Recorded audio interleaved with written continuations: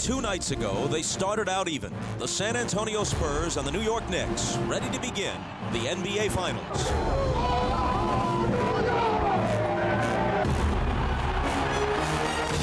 But soon enough, Tim Duncan, David Robinson, and the Spurs showed why they might be unstoppable. Their inside dominance and outside precision are nothing to shake your head at. Just ask the Knicks, who experienced the first Game 1 loss of their unlikely postseason run. Now, they must ask themselves a question for which there may be no answer. How do you stop the league's best? Yet time and again, they have beaten the odds. Each setback, each bit of adversity, serving as a spur to greater success.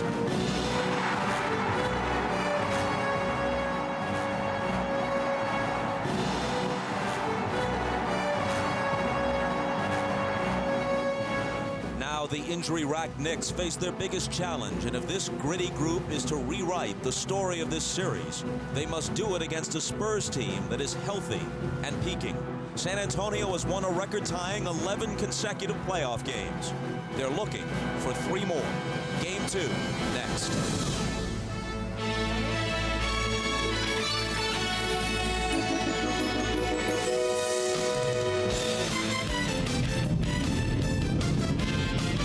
This is the NBA on NBC. The 1999 NBA Finals. Tonight, Game 2. The New York Knicks versus the San Antonio Spurs. Another crowd in the vicinity of 40,000 has gathered at the Alamo Dome in San Antonio, knowing this might be the last time they'll see their beloved Spurs this year. In each of their first 3 playoff victories, they close their opponent out on the road. But if they've had any trouble at all, and you have to really look for it in this postseason, it has come in Game 2. Their lone loss was here on this floor, Game 2 of the opening round against Minnesota. And they needed last possession baskets against both the Lakers and the Trailblazers to prevail in Game 2 in the next 2 rounds. So welcome to Game 2 of the Finals. With Doug Collins, I'm Bob Costas. How do the Knicks make it competitive and get out of here with a split? Well, Bob, the Spurs know the keys are Allen Houston and Latrell Sprewell. They want to go after them and wear them down. They did that in Game 1. You see in the first quarter, Allen Houston, fresh legs, was very fresh, shot the ball very well. Coming out of the halftime break, Sprewell and Houston, fresh legs, they shot it very well once again. So the first and third quarters, when they were fresh, you see what they shot. A combined 13 of 22, 27 points. But the Spurs said, we're going to wear you down, we're going to make you work for everything. Second quarter, that open jump shot, a little short by Allen Houston. Fourth quarter, Sprewell drives it to the basket, the block shot. And you can see in the second and fourth quarters, they just wore him down. 3 of 19, 1 of 12 in the fourth period. We know what New York wants to do. They've got to keep their front line out of foul trouble, keep these 2 guys fresh, keep the game close, and try to steal it at the end, Bob. And in Game 1, the absence of Patrick Ewing was really felt. Not only what he could contribute offensively and on the glass, but that's 6 more fouls to use, and their big men got in foul trouble quickly in Game 1. If you're San Antonio, there isn't much you're looking to change. Keep pounding the ball inside. They have tremendous mismatches inside with Robinson and Duncan. And New York tried a lot of different strategies. They said, we're going to front the post. Well, you know what? San Antonio's seen that. They space the floor, they swing it, they throw over the top, and Duncan gets the layup. They said, well, you know what? We'll lay behind. Duncan said, I'll back you deep, I'll spin, and I'll get a layup. So, well, if it goes into Robinson, we'll help off Jaren Jackson. He reads the double team, kicks it out, and Jaren Jackson, 1 of his 5 big 3-point shots. So what you're going to do if you're San Antonio, keep pounding the ball inside, try to get timely 3-point shooting. If you're New York, they want to take Jaren Jackson out of the game tonight. Bob? All right, Doug, let's check with our sideline reporters, beginning with Ahmad Rashad. Thank you very much, Bob. You know, overconfidence is something that the San Antonio Spurs have been thinking about after the Game 1. I talked to Avery Johnson about that. He said, we are not worried about the New York Knicks because that would sort of affect our faith in our team. We are confident that if we do the things that we do, we can beat this team. Now, I also, when you talk about confidence, it comes up Jaren Jackson. Now, here's a guy that was not even drafted into the NBA. He's played on 8 teams, and he has been on fire not only in this series, but in the past 2 series. I talked to Jaron about that, and Jaron said, you know, every time I go out, I try to prove that I belong. I'm trying to show that I have enough game to show that I belong here. He said, a lot of people don't realize I have 3 championship rings, 2 in the CBA, 1 in the WBL, but that is not enough. The one I want is the NBA championship ring, and that will do 2 things. That'll, 1, show that I am a champion, and 2, that'll show that I belong. Let's go down to Jim Gray. All right, thank you very much, Ahmad. I spoke to Jeff Van Gundy, and he told his team before the game that only one guy played efficiently enough for the Knicks to win in Game 1, and that was Kurt Thomas. He told the rest of them that they did not. He went on to tell them that he needs 6 guys tonight to be efficient if they are going to win. He also went on to tell them that since the NBA went back to its current 2-3-2 configuration in the finals, that no team has won 3 straight games at home. So tonight's win is a game that he feels is imperative for the Knicks to win. Now, a quick injury update. Larry Johnson told me his knee is feeling much better tonight. He will be more mobile, less tentative, and he will be shooting the ball quite a bit. And Chris Dudley, he has a hyperextended right elbow. He cannot bend his arm or make it go straight. He is having terrible trouble with his range of motion. He told us he will not be shooting any threes tonight, and I'm sure that's quite a relief to Knicks fans. Bob? Boy, what a strange strategy, prohibiting Chris Dudley from hoisting up threes. We'll step aside for a moment. Tip-off for Game 2 just minutes away. Hannah Storm and the Showtime crew will be next.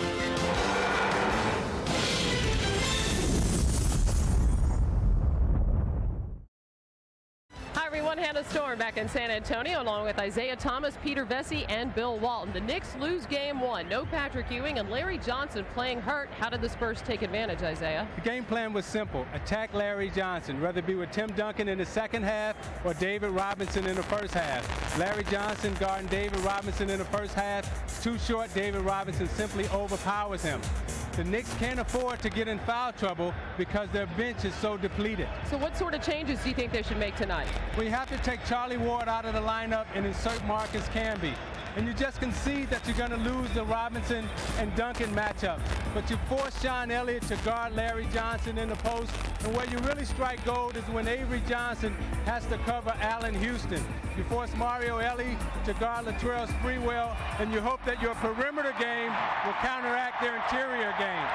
Because the Knicks can't afford to fall behind San Antonio because they're too good defensively. I'm for anything that keeps Charlie Ward off the court. Has this guy ever tried football, Peter?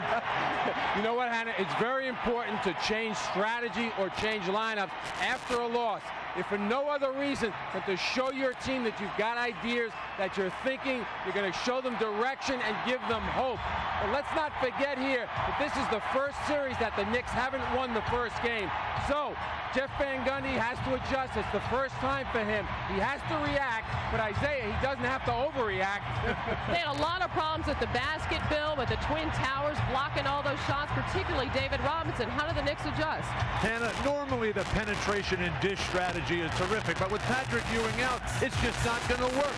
Sprewell turning the corner, but David Robinson is there. The option for the laying it off is Chris Dudley. Chris Dudley already playing hurt with the bad elbow from Game 1. David Robinson keeps everything in play. Sprewell, persistent, stubborn to a fault. The openings are not at the basket area, but at the free throw line, the 12 to 15-foot area. This will not get it done as David Robinson turns all this into fast break. But for New York, it all comes back to scoring on the offensive end. If Spree is going to go 9 for 24, if Chris Childs is going to go 1 for 8, it's not going to happen for New York.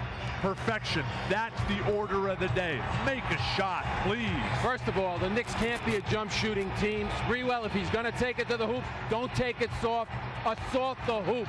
I think the most important thing is here, press Avery Johnson from the get-go, make it as difficult for him to get into their offense as possible, wipe as much time off the 24-second clock as possible. Well, in Game 1, the Spurs ran a lot of their offense through David Robinson. Did struggle shooting, going just 3 for 10 from the floor in Game 1, but had a fine all-around game, 9 rebounds and 7 assists.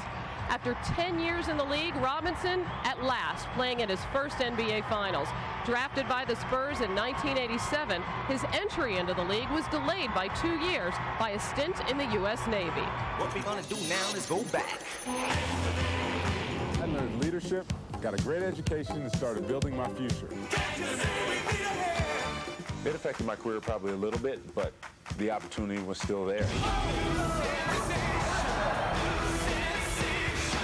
The city embraced me right away, and it was really kind of overwhelming. I didn't feel like anybody's savior, that's for sure.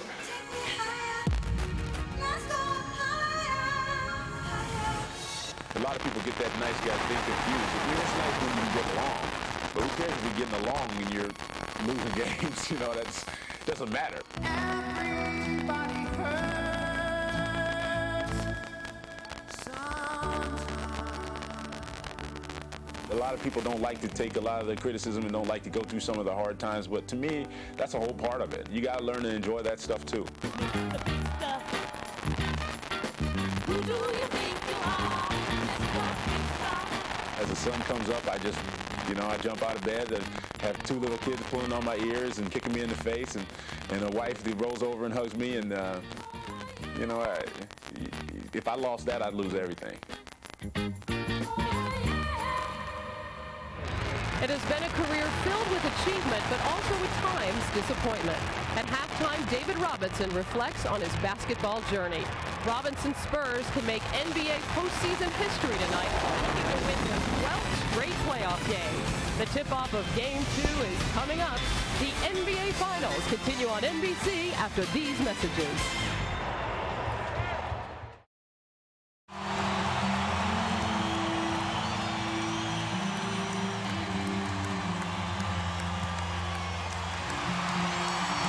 Returning to the Alamo Dome, they're on the floor for the opening tip. Here are the lineups.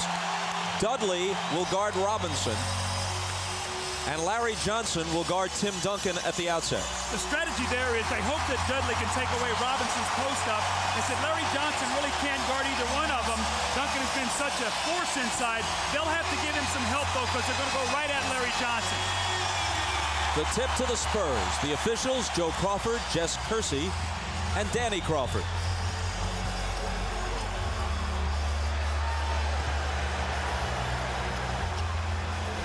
Johnson returns it to Duncan. His turnaround in the lane starts game 2.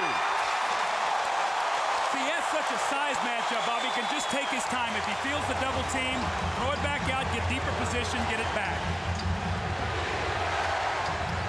Ellie on Houston. Johnson alone for 3. That's what he didn't do in game 1. Well, that's what Jim Gray said he was going to do. He said he was feeling better. He was going to look for the quick 3. That's a great sign for New York.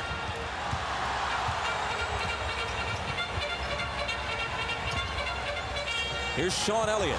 Shot the ball only 6 times in game 1. Wastes no time getting one away here and gets a very kind roll on it. Remember, he only took 1 shot in the first half of game 1, and they came right out in the third quarter and tried to get him involved. Tonight, second play of the game.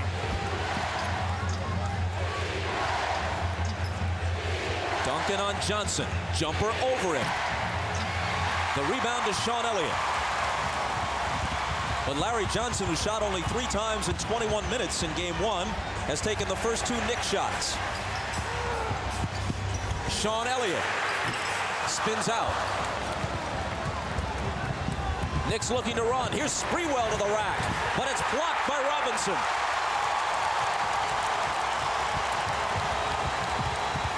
The Spurs big men run the floor so well. They'll get down there with your little guys. Here's Ellie inside. Great start here for San Antonio. They've gotten everybody involved in the game. Elliott's got a basket. Ellie, Duncan, all the guys actively involved here, not just the big men.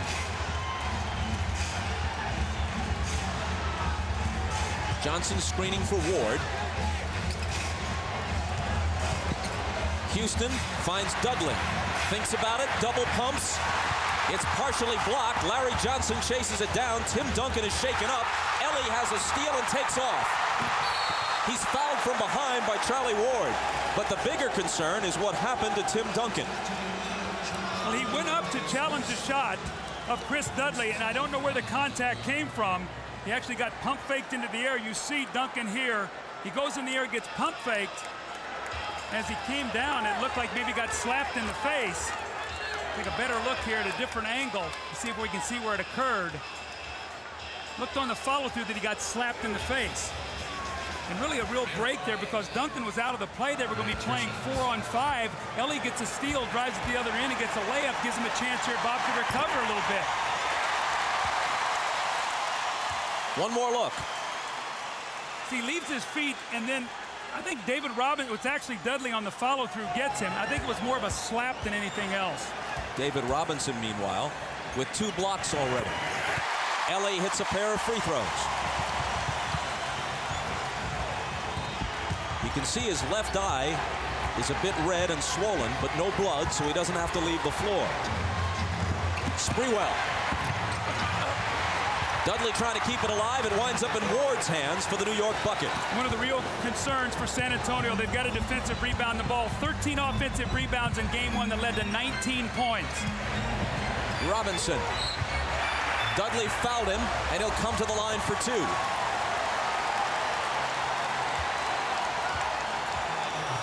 Bob, we're going to see when Chris Dudley's in the ball game right here, they're not really going to guard him. They're not worried about him offensively. So when Larry Johnson starts to make his move, they're not even concerned about him. They're going to the one thing they have to do is keep him off the offensive backboard. He got the tip that kept it alive, and then he got a second shot for his team. And again, Bob, 19 of their 77 points in that first game came off offensive rebounds. You have to laugh at those who say the Knicks are a better team without Patrick Ewing. They'd be a better team with Ewing as the second or third option, perhaps, and not pounding the ball into him. But they'd be playing 5-on-5 on the offensive end, and you'd have to respect him big time. Oh, no question. Ewing is a terrific spot-up little medium-range jump shooter. They miss that against these big guys who get in that lane and block shots. Houston with a nice pass to Sprewell, but he can't finish it.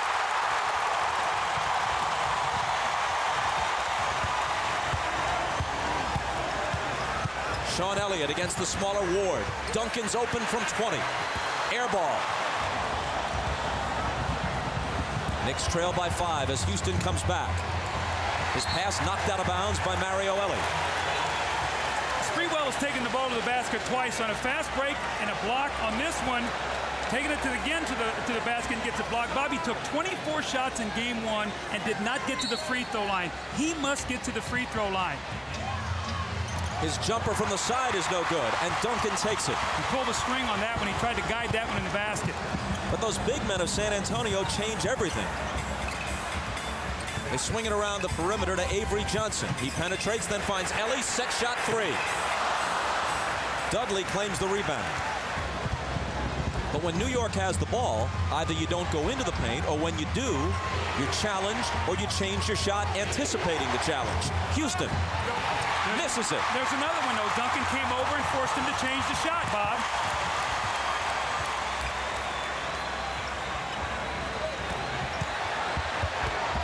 Duncan out of the double to Ellie. Sean Elliott. Avery Johnson. They dare him, and he misses. Bob, you can already see much more aggressive in the post from New York. They're forcing him to kick that ball out. They've already taken more perimeter shots in the first quarter of this game than they did the entire first quarter of game 1. Good pass inside to Houston.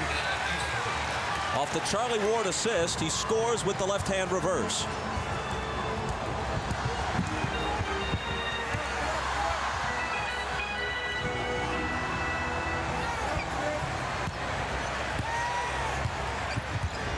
Ellie back to Duncan, and a whistle from Jess Kersey. Jess Kersey is the lone former ABA official still working in the NBA. Now, Allen Houston is driving that ball to the basket, and you see Duncan comes over just enough to bother him.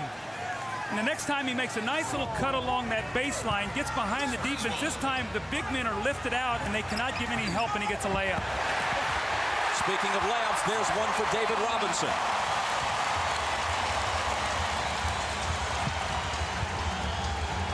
Spurs by 5.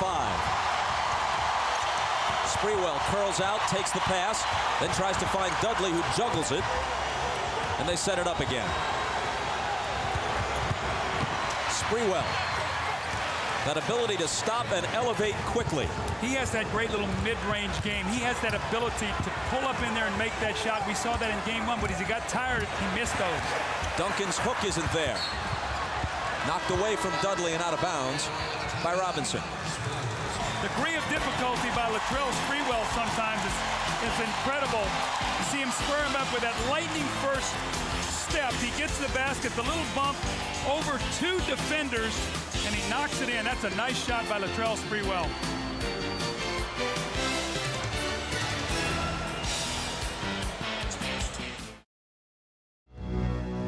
Game 2 has been problematic for the Spurs in this postseason. Their lone defeat came against Minnesota in the first round. It took Tim Duncan's game winner and Kobe Bryant's missed free throws to sink the Lakers in Game 2 of the conference semis. And Sean Elliott's improbable three-pointer against Portland continued the Game 2 roller coaster. We're battling with that. We're trying to figure that out. Maybe it's a comfort level after knowing, we're up 1-0 and thinking that it's going to be a little easier. Maybe it's that. I don't know. You start to press. Your execution suffers. You try to do things too quickly, and all of a sudden you find yourself in a dogfight. And I think that's what's happened to us in the Game 2s.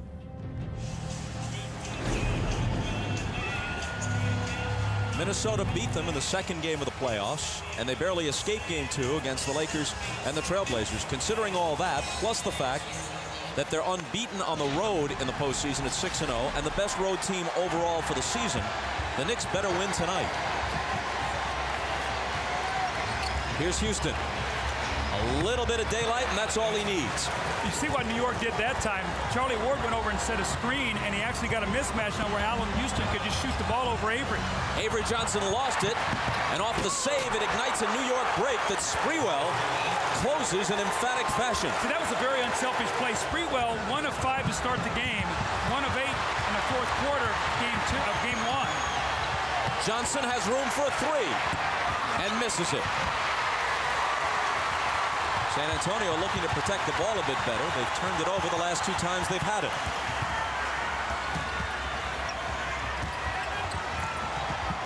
Knicks on a 6-0 run to take the lead by 1.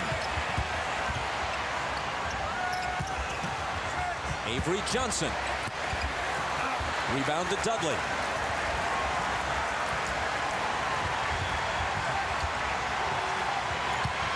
Houston against Ellie, who cuts him off, so he shoots over him, and it's short.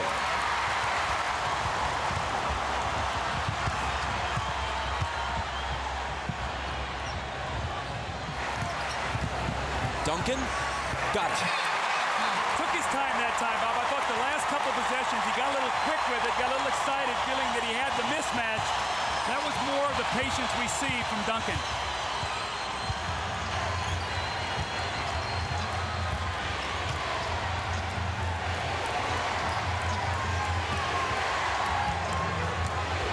Six on the 24 as Sprewell backs in. The double comes, so he finds Johnson for 3. Air ball. See, Duncan was poised, waiting to go back and give help. And although Larry Johnson hit an early 3, they're going to make him make some of those shots. And he's missed his last 3 attempts.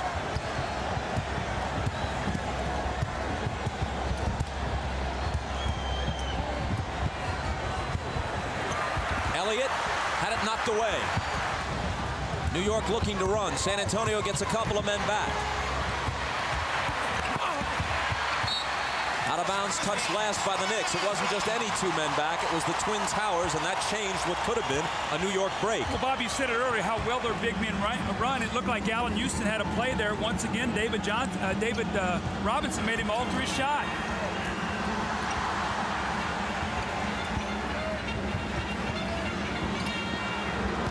Duncan, a half-foot taller than Johnson, which is why he's able to get that shot off so easily. But he couldn't hit it. Sprewell fires. Up and over the glass. It'll belong to the Spurs. It's amazing when you have 2 big men who can run back and get back on defense like this. Looks like Allen Houston has a drive, and you see that David Robinson back. He pump fakes him up in the air, but he has to lean in to shoot the basketball, and then there is Duncan on the boards. Mario Ellie. It would have been a 2-pointer. He was just inches over the line. Dudley's out. Kurt Thomas is in now for New York. First man off the bench for Van Gundy. Johnson made the change his shot, had the double pump, and it's blocked. Here's Thomas. The rebound to little Avery Johnson. Larry Johnson just had nowhere to go, even though he appeared to have good position when he caught the pass. Well, we saw Brian Grant do it in the previous series. You can't pump fake and get those guys in the air. You just got to be able to step out on the floor and make some shots. And Larry Johnson has got to trust his perimeter shot. Kurt Thomas with a quick foul. Now New York has a team on the floor, Bob, where all 5 guys you have to honor because they can shoot the basketball. Let's see if they can take advantage of that. Maybe Thomas and Larry Johnson make an outside shot. Mario Elie slides along the baseline for the jam. Allen Houston, very poor closeout at that time. You got to make Mario Elie make some jump shots. He's really struggled from the perimeter in the playoffs. Pump fakes him and gets a dunk. You don't want to give him anything easy. Timeout, New York. 3:15 to play in the first quarter. Spurs by 3.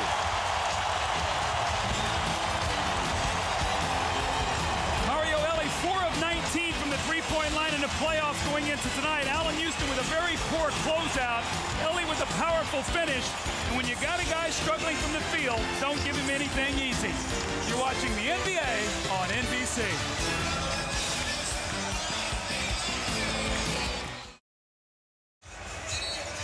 Doug, we played almost 9 minutes. At what point do we see Camby and Childs off the Knicks bench? I think you're going to see them really quickly because New York is really struggling offensively. 6 of 21, only 29%. And Camby can score with activity. He can give you offensive rebounds. He can make the little medium-range shot. And Childs has played much better in the playoffs than Charlie Ward, although in Game 1, Childs was only 1 for 8. But I think you'll see them really soon, and Jeff Van Gundy's going to count on him to give him a real big lift coming in the game. They're within 3. He has to like his position right now. Robinson and Elliott are out for San Antonio, and in are Malik Rose and Jaren Jackson. Houston's long jumper is off no good, and Malik Rose is there for the rebound. Camby is at the scorer's table. The lob to Duncan. Easy 2. Johnson trying to front him. No chance. Bob, if you're going to front in the post, you can't let that ball come back to the top because he's walking him up the lane and just throwing right over the top of his head. They got to deny that swing pass. Ward lost it. Elie up with it. 3 on 2 if they push it. New York now gets back.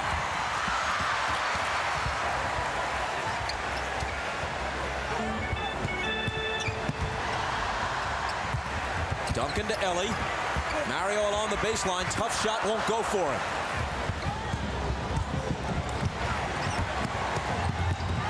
Ward's pass picked off by Jaren Jackson. Jackson on the move. Trying to find Elie in the lane. Ball squirts loose. Mario to the floor to save it.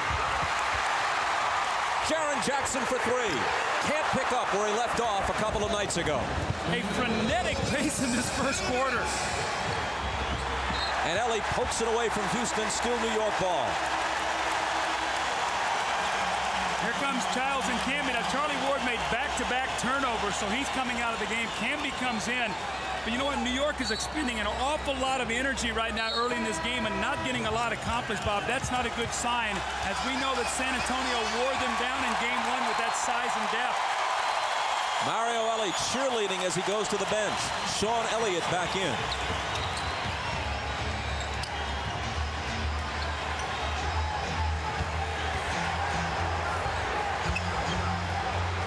Houston pump fakes, now lets it go and hits it.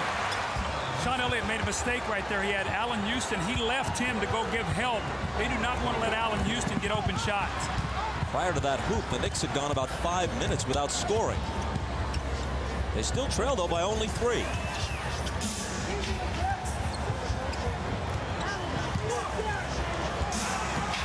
Malik Rose knocked away from him. Sprewell's got it. To Camby, who blew the layup. How many easy shots has New York missed in this first period? Which you can't afford to do against the team as heavily favored as San Antonio on their floor. Elliott's shot rattles in and out. Childs to Camby, who can't catch it. So one of the things that New York doesn't want to do is turn the ball over. You want to run and run wisely, Bob, but you can't turn it over. And in Game 1, they had more turnovers than assists. 15 turnovers, only 12 assists.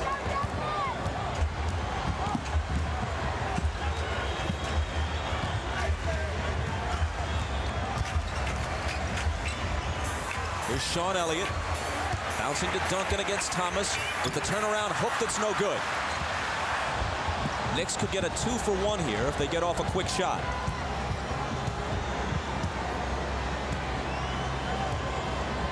They seem unconcerned with that as they set it up.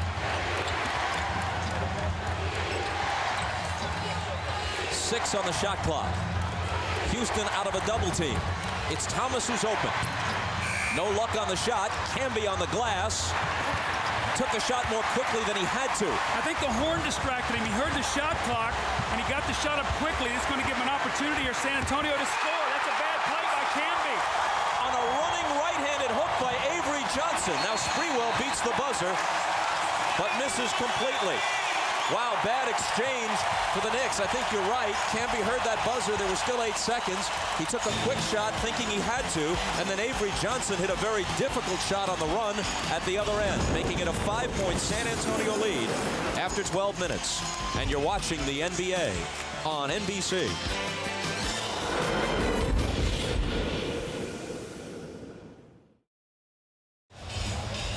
Well, San Antonio leads by 5 after a frenetic, fast-paced first quarter. New York had a lot of easy opportunities, but the hesitation, that's what that shot blocking will do. Robinson gets a piece. Here's Sprewell. Duncan once again comes over and thwarts the effort. Allen Houston looks like he's got a layup. Here comes Duncan at the last minute again. And then Camby, who was wound up and full of energy, misses an easy layup.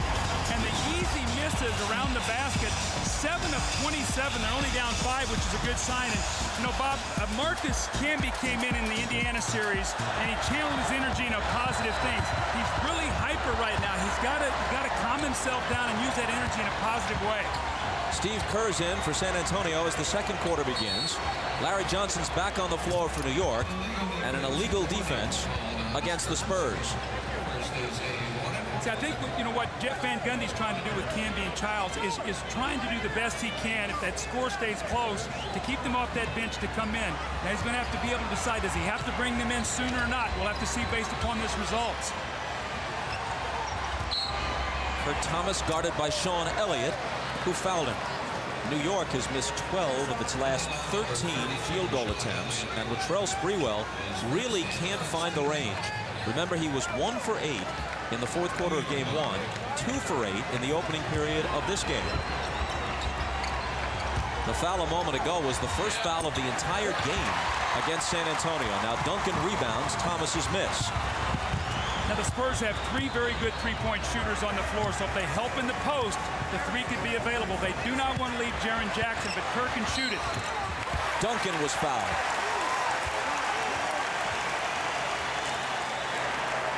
Folks, while watching the game, you could log on to NBA.com for expert analysis, head-to-head stats, shot charts and the like, in-game video highlights, all at NBA.com. Let me ask you this, Doug.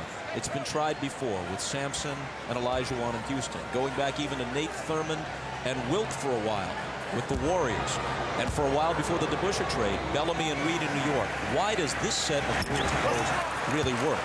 Because I don't really think they're natural centers. They have the great ability to play out on the floor. They both can shoot the ball. They both can pass. They can run.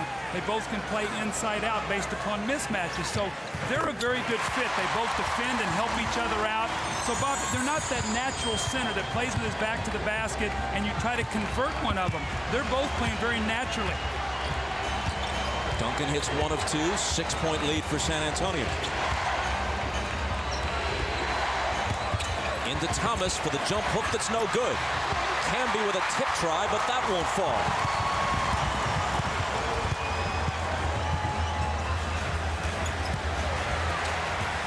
Duncan had it knocked away by Thomas and taken by Camby. Childs weaves his way back to the front court. Larry Johnson, but hold on. Another illegal defense, second in the space of a minute or so, and that results in a technical foul. That's twice on Malik Rose now, where he's gotten down actually 2 zones away from his man, and this one will be a technical. Allen Houston will get to shoot the free throw, but Malik Rose has got to get up there. He doesn't want to keep giving free points away to a New York team that's struggling right now to score. New York's first free throw opportunity of the entire game. Well, Sprewell's taken 32 shots in a game and a quarter and a half, and he has not gotten to the free throw line yet. And that's key to their team. In the 4 games that he started, the 2 games that he did not get to the free throw line, they lost both of those.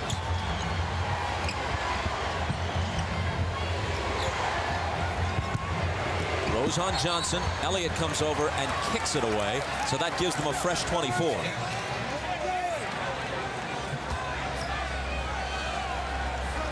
Knicks trail by only 5, but they've missed 14 of their last 15 field goals. Well, they have to be very happy they're this close to San Antonio. San Antonio's made some errors, and New York has forced them into some tough plays, but they've got to convert as Robinson gives Tim Duncan his first rest.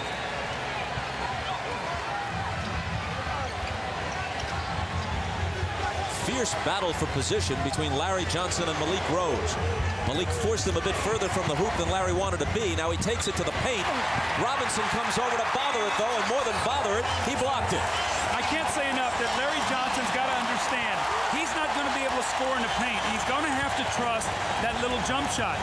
Bob, we talked about it. We saw it against Portland. They frustrated Brian Grant after a great series against Utah. They gave him nothing in the paint. That was Robinson's 3rd block. And now at the other end, he's pushed and fouled. We'll sort it out when we come back.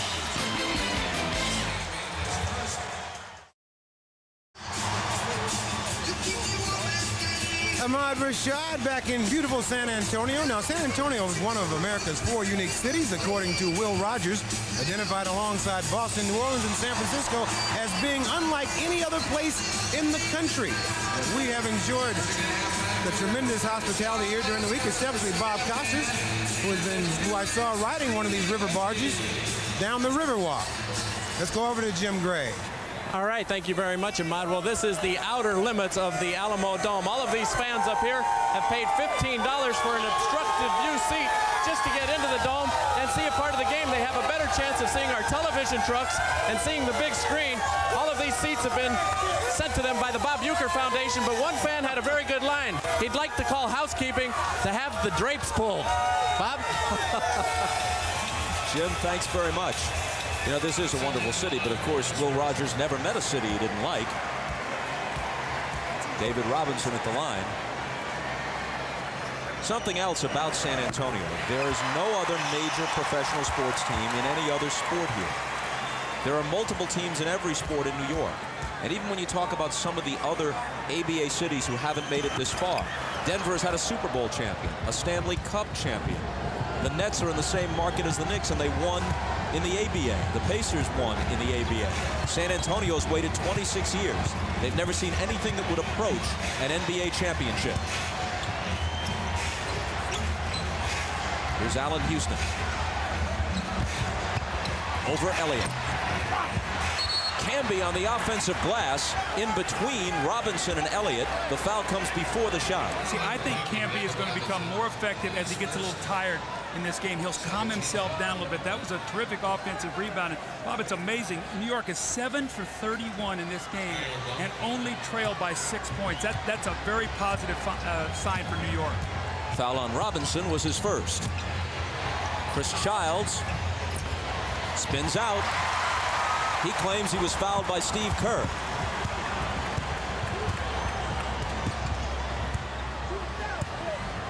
New York has made 1 of its last 18 shots.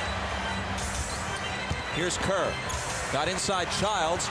Up in the air, didn't quite know what to do with it. It results in a turnover. Childs on the move. Can't hit it. Moves back again. David Robinson gets a piece of that. That is amazing. How many big men have run the floor in the history of the league like Robinson and Duncan? I'm not saying they're unique, but it's rare. Malik Rose missed the jump hook. Camby. There's one who will. Marcus Camby. And again, he's calmed down a little bit. Nice offensive rebound, a nice drive that time. That's a very, very positive sign if you're Jeff Van Gundy. Chris Childs goes to the basket. He says, I got Sean Elliott. I'll pump fake. We'll jump into him. And David Robinson comes over that left hand just enough to get a piece. And Camby, who is bigger and can finish now, much more under control on this possession. David Robinson backs away, and Camby off the glass with the score.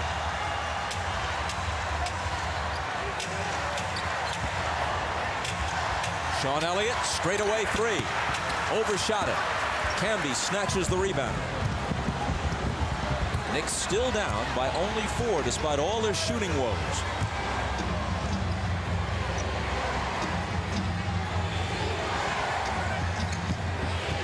Larry Johnson to Camby. A running one-hander is good. Nice play that time again by Camby. So after a quick foul and missing a little layup, starting to deliver good minutes here. San Antonio now wants to talk it over, leading by only a basket with 7:50 to play in the first half.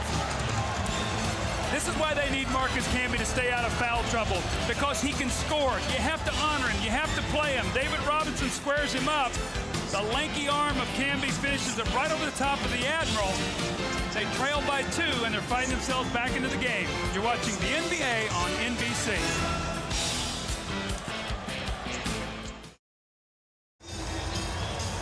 Latrell Sprewell checking back into the game. In our open, I said, you're going to have to keep him fresh. You see, he was out of the game about 4 minutes and 10 seconds, but got over 16 minutes rest. Duncan is back. You see, he rested under 3, got over 8 minutes rest. And, you know, Bob, it'll be interesting for me to see as Sprewell comes back in, as he calmed himself down a little bit. He's been playing so frenetically.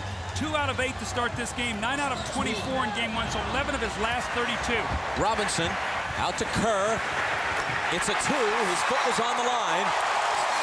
But for San Antonio, it's good to see Steve Kerr hit one. They're still waiting for him to get in a true groove in this postseason. Well, he's 4 of 22 coming in tonight. Remember, he started out 0 of 12 before he hit some shots against Portland. Childs can't answer. Sean Elliott back the other way. Kerr again. Can't make it 2 in a row. Childs did a good job that time getting him back in the hand in his face. Sprewell's jumper is there. See, Bob, it always happens. Guys come out and they're so fired up, they're playing too fast. You get a little tired, you get a rest, you come back in, you calm yourself down. That's a nice shot.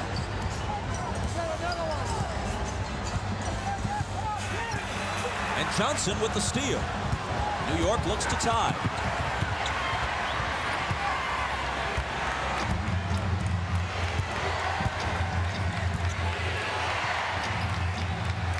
Elliott alone on Johnson. Robinson comes over to help, but Thomas has a good look at it and misses it. See, New York has Larry Johnson as a 3 right now against Elliott, so they'll post him now. He'll have a mismatch there. They'll have to double team him. Sean Elliott hits the 3. How many times have we seen it with San Antonio? You try to take away something and they get timely shooting. Steve Kerr jumper, Elliott open 3. Spurs by 5. Sprewell to Camby in the lane, spinning one-hander, won't go.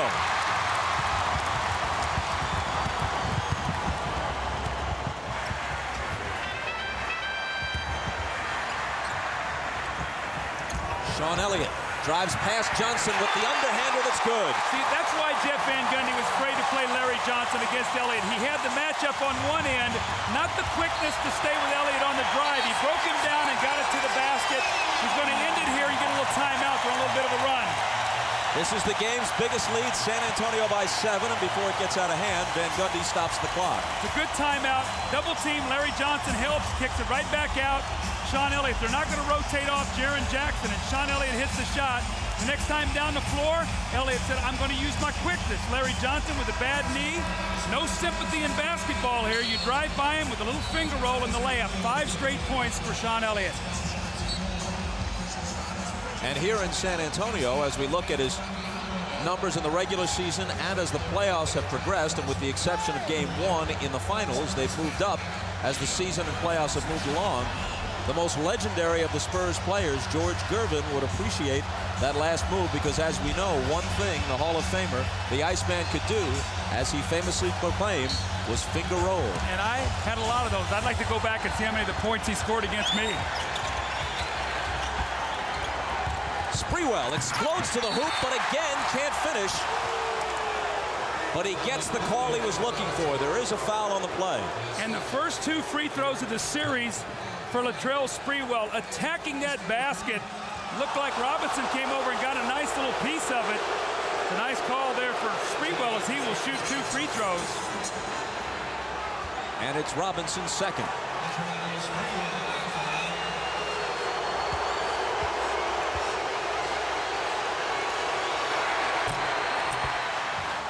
Tomorrow on NBA Inside Stuff, Ahmad Rashad and Summer Sanders are on location in San Antonio, talking naturally about the finals. Inside Stuff from San Antonio tomorrow morning on NBC. I can recollect you going one-on-one with George Gervin. It looked like between the two of you there was no meal money. You both looked like pipe cleaners. Both about 6'6" and 180. And neither one of us knew what a pass was either. Avery Johnson. Rebound to Thomas.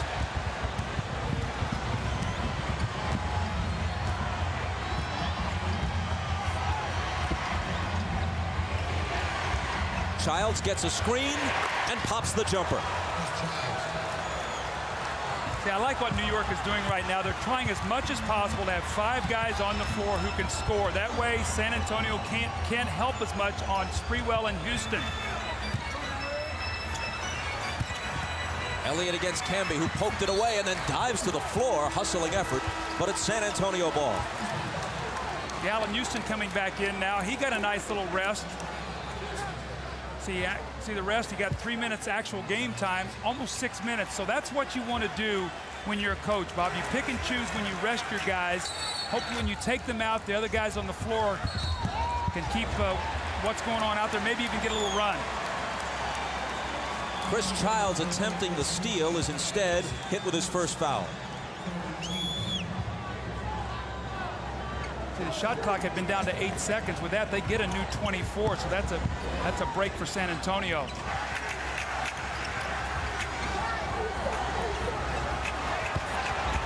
Robinson back to Elliott. Sean Elliott drives by Johnson, then gives it up to Ellie. And it's Mario Ellie with the floater that's off. Childs pegs it up court to Sprewell. Avery Johnson has him on a mismatch. If Elliott helps, Childs will have the shot. Going to the floor to pick it up is Camby, and he signals for a timeout. As Sprewell almost lost it. Sprewell has been plagued by turnovers. He had 6 of New York's 15 in game 1. 4:05 to play in the first half. Spurs by 3.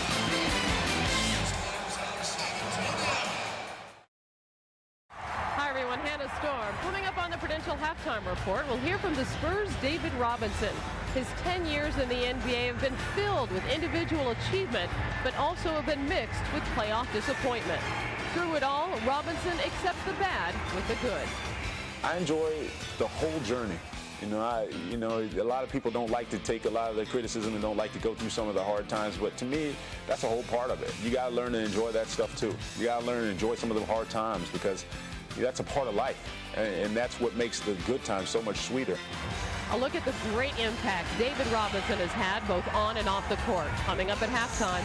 Right now, Robinson's Spurs lead the Knicks by 3 as we rejoin Bob and Doug at courtside.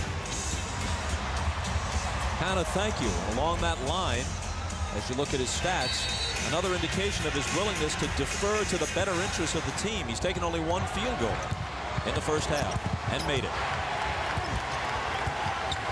Here's Sprewell with a long 2, and he drills it. See, since he's come off the bench with the rest, he's 2 out of 2 from the floor, 2 out of 2 from the line. He has 6 points. Much better rhythm. The Knicks back to within 1 after trailing a moment ago by 7. Duncan out of the double to Johnson. And now Sean Elliott. Mario Ellie with a floater that's good. He has that little runner. We've seen it so many times. I still think you have to make him shoot the jumper. He's not confident with it right now. Allen Houston, 2 poor closeouts to get beat on that baseline. Sprewell behind Camby's screen. Spins out.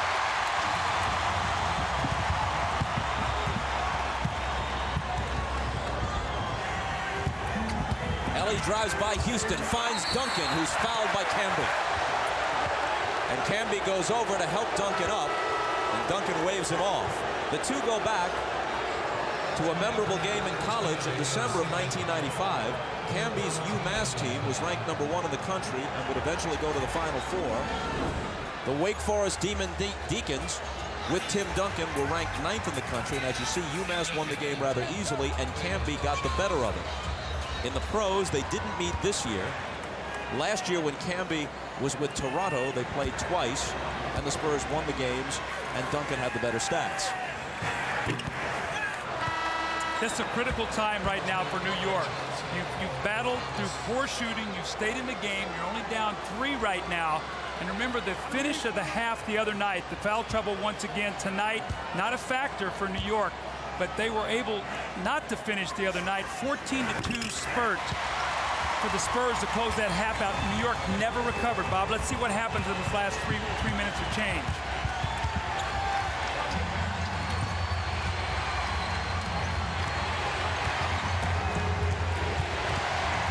Houston to a wide open Larry Johnson, but he can't put it down.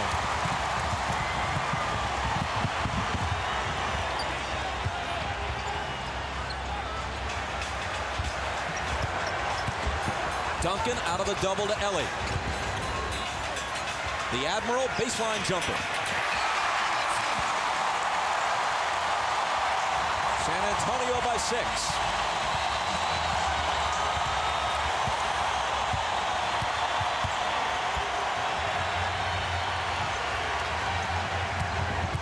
Houston gets into the lane and to the hoop. Oh, what a great drive by Allen Houston. Took the ball inside, showed it.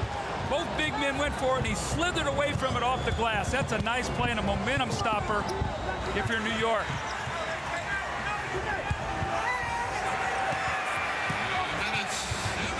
Duncan hits the jump hook. He's in double figures now with 10.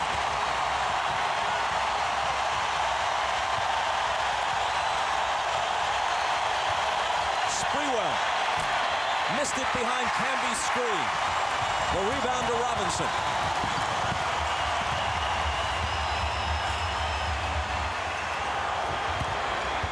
Duncan again. Good again. What a shot. Tim Duncan, footwork, knowing right where he was, on the floor, off the glass. In the last 90 seconds of the first half of game 1, a 3-point New York deficit went to 8. Let's see what happens in the last minute and change here. They trail by 8 now. Ball knocked away, but a San Antonio foul.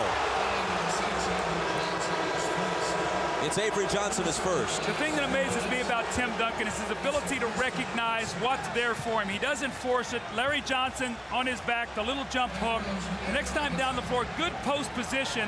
Realizing Marcus Camby, not quite the strength, just a subtle little bump there, the jump away from contact. Duncan with 2 critical baskets here to end this half. Penalty not in effect yet. New York ball from the side. Inside a minute. It's Johnson over Rose.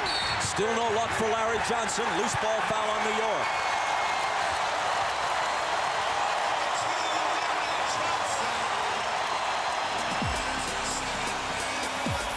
This is what I talked about the other night. The last 6 possessions of the first half, it was a 2-point game. Look what happened. They had a bad lineup on the floor. Dudley got the shots. Herb Williams got some shots that went from 2 to 8, and they never recovered out of that last little 150 stretch. When 5 of your last 6 shots in an important stretch of any game were taken by Chris Dudley and by the ancient Herb Williams, that is not the plan. Well, see, what happened was they were playing 3-on-5 offensively because Sprewell and Houston, the big guys, were just running at them and said, you know what, we'll let those other guys shoot. They did, and you saw what happened. Now, Dudley's coming into the game here for Camby. Why? Because of fouls. He does not want Marcus Camby to get another foul in the last 52 seconds of this half. He's trying to protect him to go into the second half. Malik Rose missed the first one, still wearing the bandage over the cut beneath his right eye sustained in game 1. Larry Johnson, meanwhile, is 1 of 8 from the floor. He hit a 3 on his first shot. He's missed his last 7. New York needs a score here badly.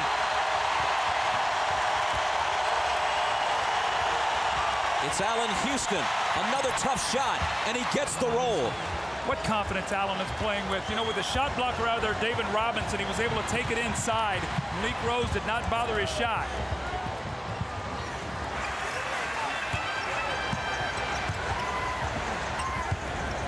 Duncan over Dudley, hit the side of the backboard. A basket here could pull the Knicks to within 5. Or 4 if they should hit a 3, which wouldn't be so bad at all for them. Sprewell has it knocked away by Avery Johnson, but a foul on Avery.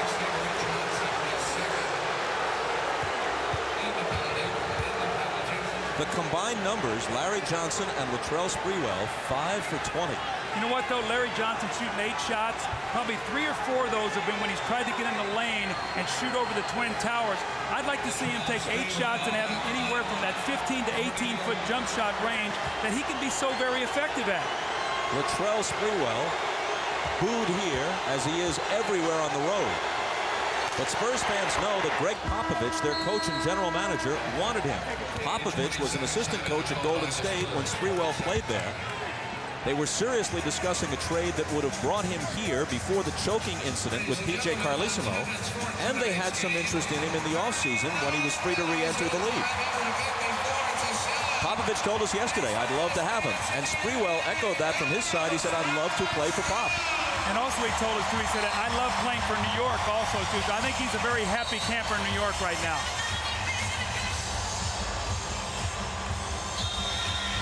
Sunday night on NBC, the world's most amazing videos at 7, 6 Central, followed by a Geraldo Rivera special and the suspense thriller The Client, starring Susan Sarandon, Tommy Lee Jones, and Anthony Edwards. That's Sunday night on NBC. There was a report in Sports Illustrated, and then it was reprinted in the New York newspapers that Sprewell had told people close to him that he didn't want to play for Van Gundy anymore, preferred a trade, and that Atlanta was his preferred destination. We asked him about it yesterday, and he said, no, I want to stay in New York, and he denied making the statement in the first place. Less than 5 seconds to get off the half's final shot. Jaren Jackson with a bomb. Knicks trailed by 8 at halftime of Game 1. Down 5 after 24 minutes of Game 2. Stay tuned for the Prudential Halftime Report. Anna Storm will be joined by Isaiah Thomas, Peter Bassi, and Bill Walton on the Showtime set. You're watching the NBA on NBC.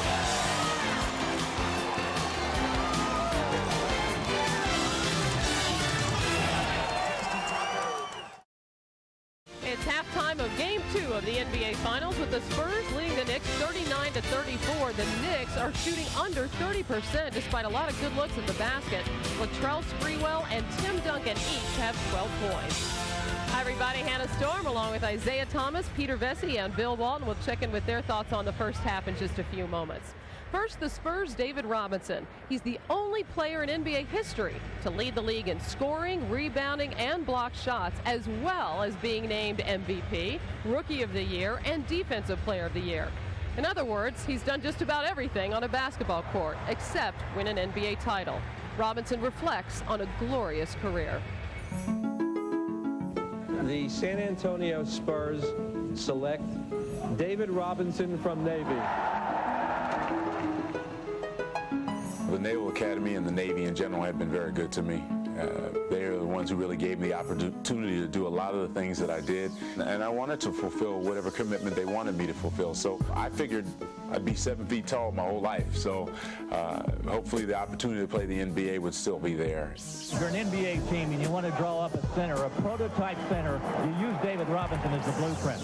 My options were wide open. And I think when I came down here, my mind was definitely not set on coming here because I didn't want to come to a bad team. I wanted to have an opportunity to win. For the most wins in the history of this great franchise, your Midwest Division crown, and the greatest turnaround in the history of the NBA. Coming to this franchise when they were, 21-61, and the city embraced me right away, and it was really kind of overwhelming. I didn't feel like anybody's savior, that's for sure. But Robinson has been a savior in more ways than one.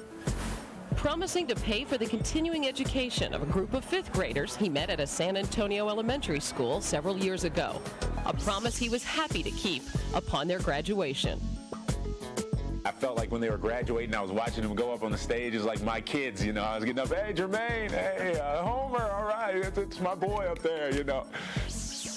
We all know, without a doubt, that Dave's really been an important piece in our life. And he was bigger than basketball. He was a man that we'll know as a supporter, first of all, as, a role model and a friend. That was one of the greatest joys for me. I mean, that's where you know that giving, you get as much out of giving as sometimes the people who receive it do. David Robinson represents for us the commitment to team, to principle, and to community that we in the NBA find emblematic of what our players strive to be. A lot of people get that nice guy thing confused. I mean, it's nice when you can get along, but who cares if you're getting along and you're losing games? That doesn't matter. No one likes, obviously, to be criticized or questioned with their desire. I mean, you don't get to this level if you don't have an incredible desire. I remember, we lose to Utah. We get knocked out of the playoffs. And I'm sitting next to David, and you look in his face, you felt bad for him because in his eyes, he felt that he let not only himself down, but everyone down. I'm sure at that point, David Robinson was thinking, I might never get a chance. Spurs trainer is in a conversation with David Robinson at the end of the Spurs bench. He doesn't want to sit down. That year was so hard. I had to sit around and watch our team just struggle. I mean, it was awful. It was awful. All the teams that we had been killing over the years came in and they're laughing and dancing and beating us. But when we got Tim Duncan, that was a reward for a very tough year. He's going to be a welcome asset to the San Antonio Spurs. Tim Duncan is a great player, but people don't expect Tim Duncan to lead this team to the promised land right now. I mean, maybe in a couple of years they will. That's a great responsibility of being me, and I've embraced that my whole career, good and bad. Give it to David, grabbed by Ellis, double teamed by Wood, takes the jumper, yes! 71 for David Robinson. All those years, you put up all those numbers that are just ridiculous. And, for me, I didn't even realize how ridiculous they are until this year. Looking at my numbers this year, and I'm saying, wow, look how much lower they are. It's not even close. But it just goes to show you, how much you need one another in this league, how much you need a team. And actually, I've had more fun, to be honest with you. They are Western Conference champions for the first time in Spurs history. A lot of people don't like to take a lot of the criticism and don't like to go through some of the hard times, but to me, that's a whole part of it. You got to learn to enjoy that stuff too. You got to learn to enjoy some of the hard times because that's a part of life, and that's what makes the good times so much sweeter. As we take a look at the leaders in various categories, the line for David Robinson just speaks volumes. 7 points, 4 block shots, 6 rebounds, 4 assists. In addition to the 4 blocks, Doug, he bothered several other shots. Well, I think the thing that really jumps out at me is New York shot under 30%, Bob, but with 6 offensive rebounds, only 4 turnovers, they got 13 more shots at the basket. That kept them in the game. New York opens the second half with Ward, Houston, Johnson, Dudley, and Sprewell, who gets the half's first shot and misses it. Rebound taken by Avery Johnson. Out there with Robinson, Duncan, Elliott, and Mario Elliott.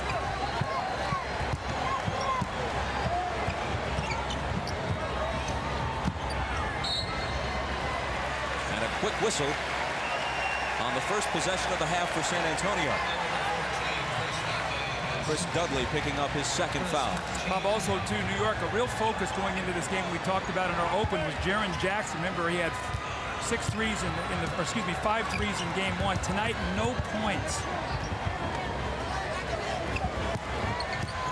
Duncan knocked away, taken by Charlie Ward. Duncan hits the deck. Houston comes back up and under, but it spills off the lip of the rim. Here's Avery Johnson, a pull-up J, and he drains it. There's a little 4-point swing right there. You're trying to make a run. Allen Houston misses a tough layup. Avery follows it with a 2. So 4-point swing. Instead of a 3-point game, you got a 7-point game.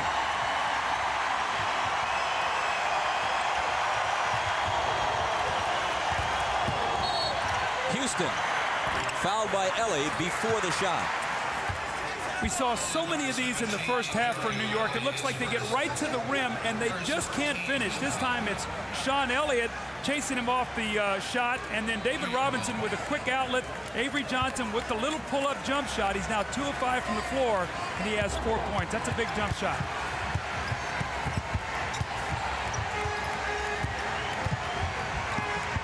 Here's Houston into traffic, lays it off for Dudley. Sprewell for 3.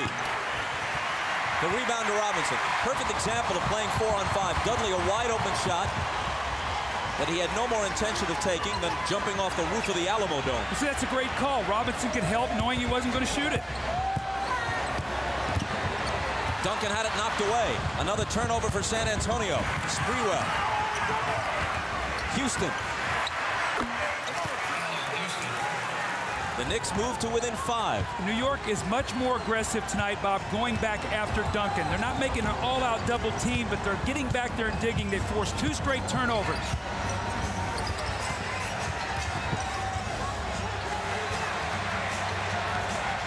Robinson up top to Elliott. Now he has it back. His jumper is no good. The rebound to Dudley.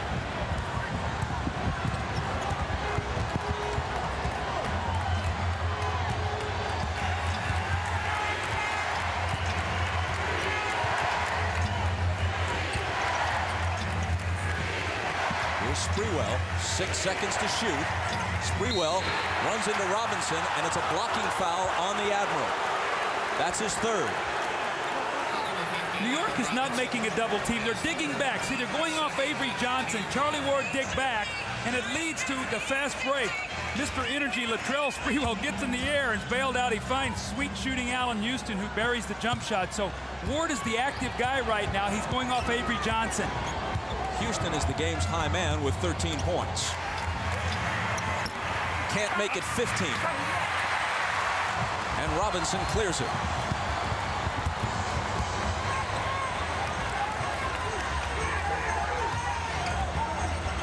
Ellie lobs to Duncan. He finds Robinson cutting through the lane. The basket counts, plus the foul. Danny Crawford with the dramatic delayed call. The little adjustments that you make. If Avery Johnson throws the ball in the post, Ward helps. So I said, you know what, we'll let Ellie do it. They won't help off of him. And then the double team has to come from another spot. Robinson goes right to the basket for the 3-point play opportunity. So that's the subtle adjustments you make, Bob. You see those guys leaving Avery Johnson. You go to the other side, let somebody else throw the ball into the post. Lucky bounce on the free throw for Robinson, completing the 3-point play.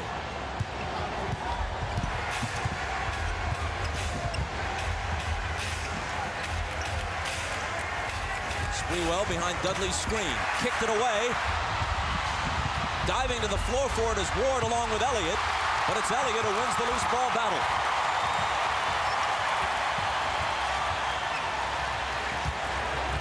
Duncan backs in.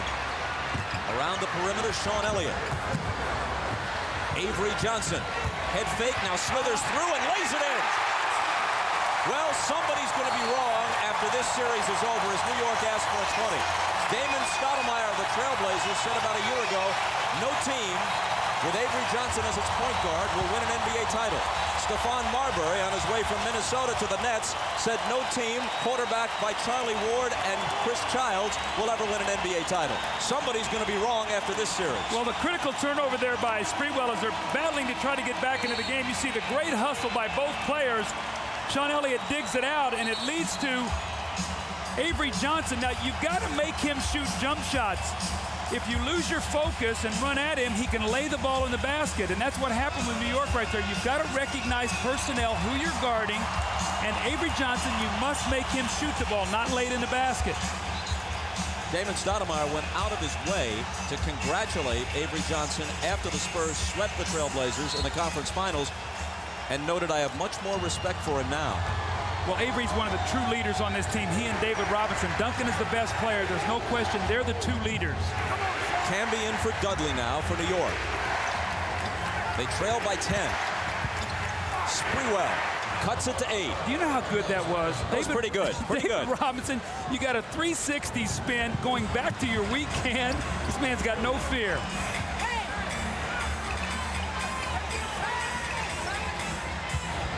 Duncan, triple team. Out to Elliott. Now Avery Johnson. Ward gets up on him. Camby has him on a switch. That leaves Robinson inside with the mismatch. Duncan follows. Their first offensive rebound is going to be a three-point play. This is what Ahmad talked to Greg Popovich about. They've got to get some second shots. David Robinson's got 3 fouls. They would love to get his 4th. He flops back trying to get a foul. It doesn't go, and Allen Houston allows Duncan to get inside on the offensive boards. Their first offensive rebound, a three-point play opportunity. Give him a chance to have their largest lead of the game if he knocks this in, and he does, and it's an 11-point lead right now, Bob. See, when you're playing uphill, you got to stay away from the turnovers. You got to stay away from giving teams easy baskets. 15 now for Duncan. Ward for 3, and the Knicks needed that. Not the guy you would think would come down 11 and shoot the 3, but that was a very confident shot.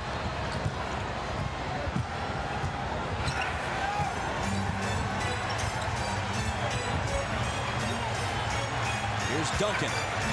Backing in on Johnson. Sprewell there with the help. Camby reaches in, and a jump ball is called as he tries to wrest it away from Duncan. New York trying to stay close in this game. The whirling dervish move here by Latrell Sprewell.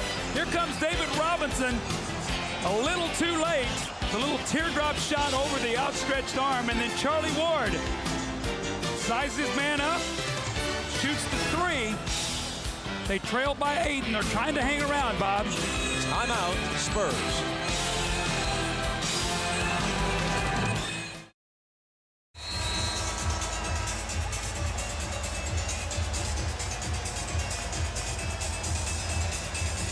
These NBA Finals are being seen and heard in 195 countries around the globe, being broadcast in 38 different languages.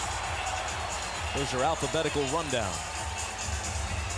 Crowd tonight at the Alamo Dome, 39,554, slightly more than the Game 1 opener. And in fact, all Game 1s are openers, now that I think of it. The jump ball after the timeout, won by New York. Camby got up a little quicker that time than Duncan.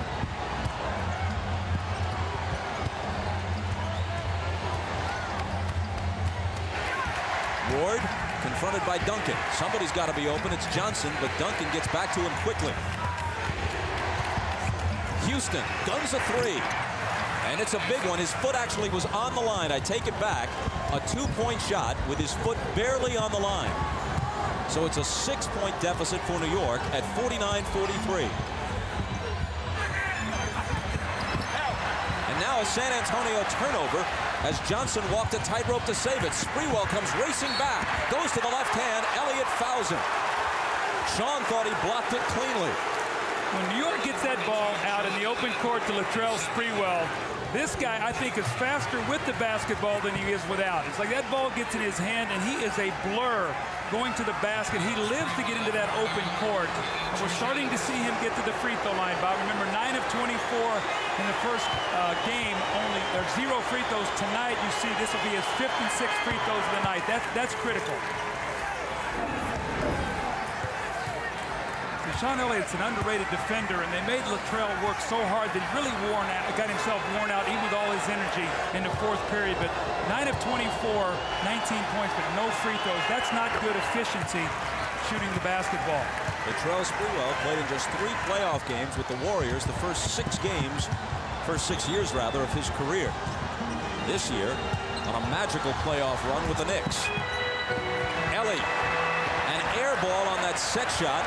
It could have been a 3. You can see also, too, Camby in the game much sooner in this 3rd quarter than in the 1st. Ward slithers through, and Duncan says, get that mess out of here. Sprewell has it. 5 seconds to shoot. Johnson, a long 3. And with a hand in his face from Duncan at that. See, he doesn't have the quickness to go around Duncan with that sore leg, so they can really close out on him and chase him off that 3. LJ now 1 of 9 in the game. He hit his first shot, missed his last 8. Duncan off the glass.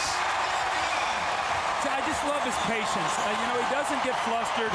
They're banging him, goes inside, back outside, one right back into him again. That's good offense.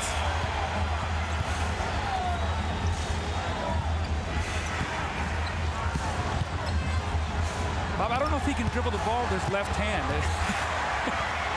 He can shoot it with his right, though. Ellie takes the rebound.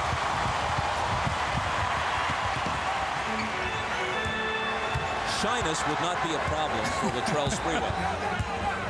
Timidity is not one of his drawbacks. Here's Sean Elliott.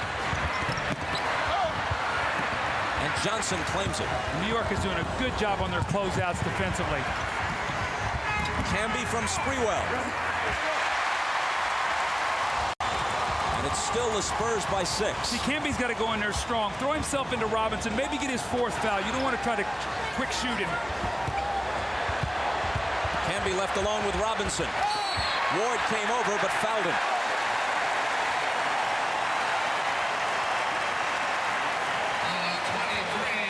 Tim Duncan looks like he's beat on the play. He doesn't give up. That long arm of the law there with Tim Duncan blocks the shot, and then he comes back. You see why I think he's the most complete player in the game. The patience, the little shot off the glass, really a throwback using that backboard. You don't see a lot of guys do that today, but he has really mastered it, especially when he steps out on the floor.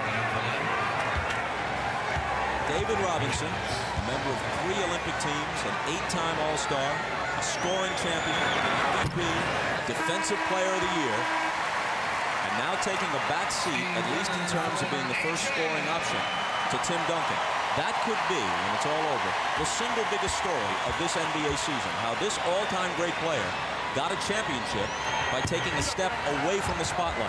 Well, I tell you, when you spend any time around him, you can't help but admire him and what he's all about.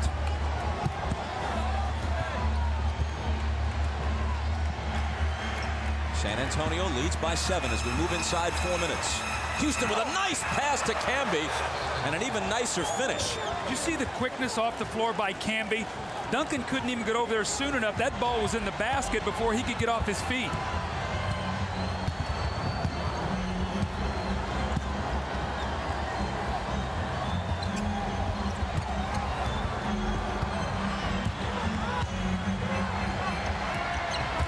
Here's Robinson with the turnaround, but Camby has the block. 2 seconds to shoot. Does Duncan know it? 24-second violation. David Robinson's getting a little tired. I think he might look at Popovich here and maybe get himself a little bit of a rest. 3:21 to go in the quarter. See if maybe Pop gives him a little rest. Camby that time with a nice shot block. But I watched him the last couple possessions getting up and down the floor. He's tugging on his shorts right now. And in many instances, that's the first sign as a coach that you look at that he's starting to get a little tired. New York has cut its turnovers down from game 1 when they gave it up 15 times. Only 5 so far tonight. San Antonio guilty of 12 turnovers. Houston.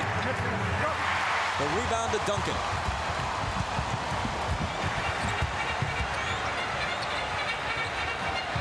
They got to be aware of Kerr now. If they double team, they got 3 good three-point shooters on the floor. Sean Elliott had it stripped away. The 13th San Antonio turnover.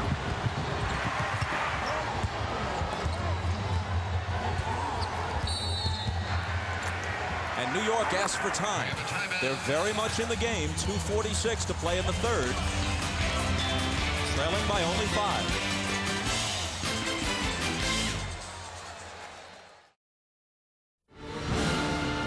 With a front line decimated by injuries, Jeff Van Gundy has turned to one man off his bench to carry the load. And after a rough start in New York this season, Marcus Camby has picked the perfect moment to step up his game. I think the way that I'm playing now is probably best suited for me. I don't know about increased minutes. I think I never played 40 minutes the whole season this year. So, all I try to do is go in there and provide a spark, provide a lot of energy, play with a lot of emotion, get my teammates pumped up, to get our crowd pumped up. Marcus has been, when I say easy to coach, it's been easy to coach. People want to make it out like we have a strained relationship. He may not have always agreed with the decisions I made about playing time, but I made him for one reason, which is what I thought was best for our team. I would play the devil himself to win. Well, you see Marcus Camby's numbers tonight, 18 minutes, his points, his rebounds, but he's the only guy they have on their front line that can elevate and play above the basket with Robinson and Duncan. He is going to have to play it out here the rest of the game if they're going to win. Houston with the catch and shoot, and New York moves to within 3. Bob, they're shooting 31% on the game, and they're down 3. Why? Because they're playing great defense. They only have 5 turnovers, and they're being much more aggressive in the post tonight.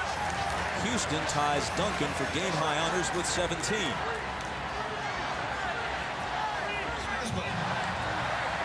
See, Jeff is going to have to really think about when is he going to give Allen Houston a little bit of a rest and Sprewell. I don't think they can play the rest of the game, so he's going to have to be very judicious how he rests these 2 guys.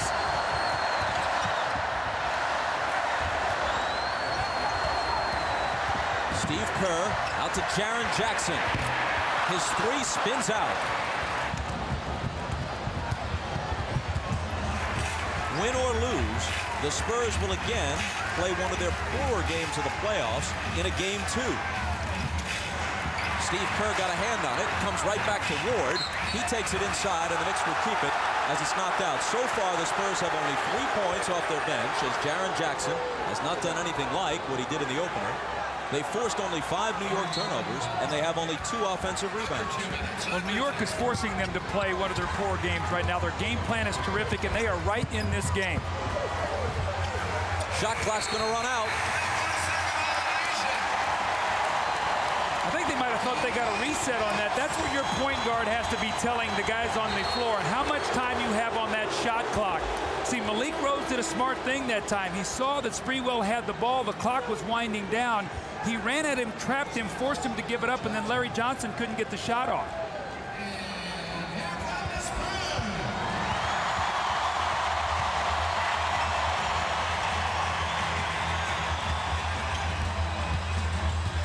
Very low-scoring game.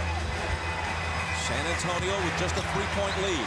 Duncan, Elliott for 3. Can't double the advantage, and Thomas has the rebound. Quick pass inside to Camby. A nearly impossible shot against 2 defenders, but Ward keeps it alive. Sprewell slithers through and misses the running one-hander.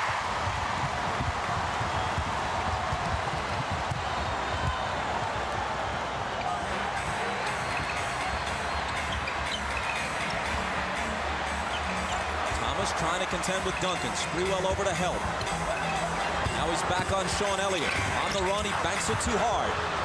Thomas with another rebound. He had 16 of them in game 1. He has 7 in this game. Well, New York's getting a lot of chances. Their post defense, they're forcing Duncan to give the ball up. No one else can score. They have got to take advantage of this little stretch right now with Robinson on the bench.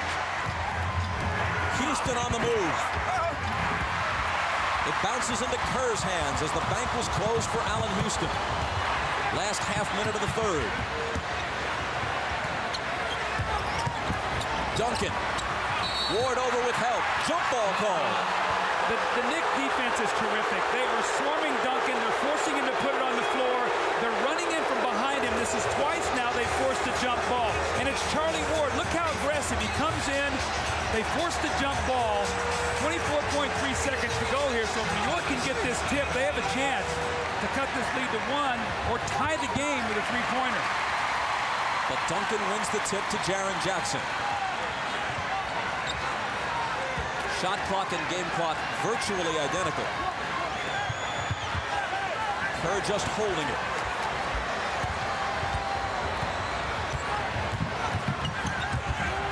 Sean Elliott. A terrific baseline move.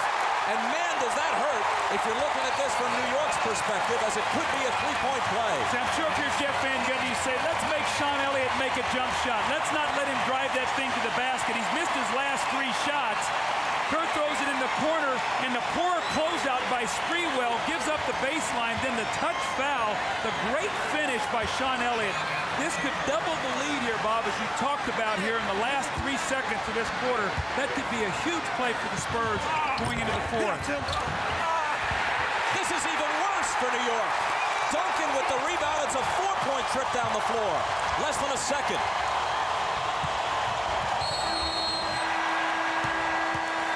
Two critical mistakes that time by New York. They give up a layup They foul.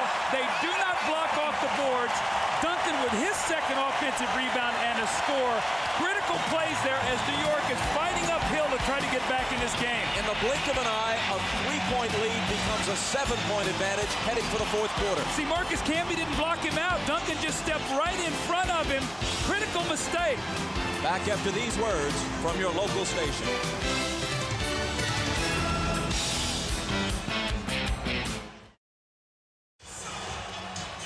Texas governor and GOP presidential frontrunner George W. Bush at the game. He can be a Spurs fan tonight and explain to any of his constituents in Houston or Dallas, hey, the Rockets and Mavericks didn't make it this far. Whether this costs him votes when it goes national in New York is another question.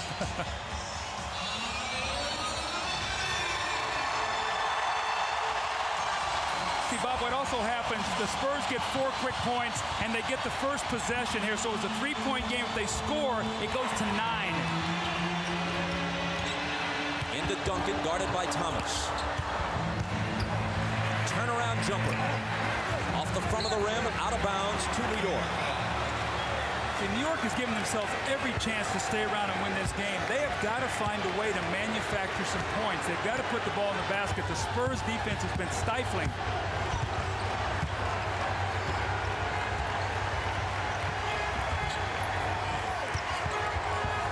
Johnson hands it to Ward. An almost impossible shot. A predictable result. And a loose ball foul against New York. That's twice now we've seen Childs go to the basket and pump fake to get a guy in the air and almost try to draw the foul rather than try to make the shot. And Bob, you look at the shooting. Allen Houston, the only guy here really shooting any kind of percentage at all. I mean, Johnson and Childs are combined 2 for 14.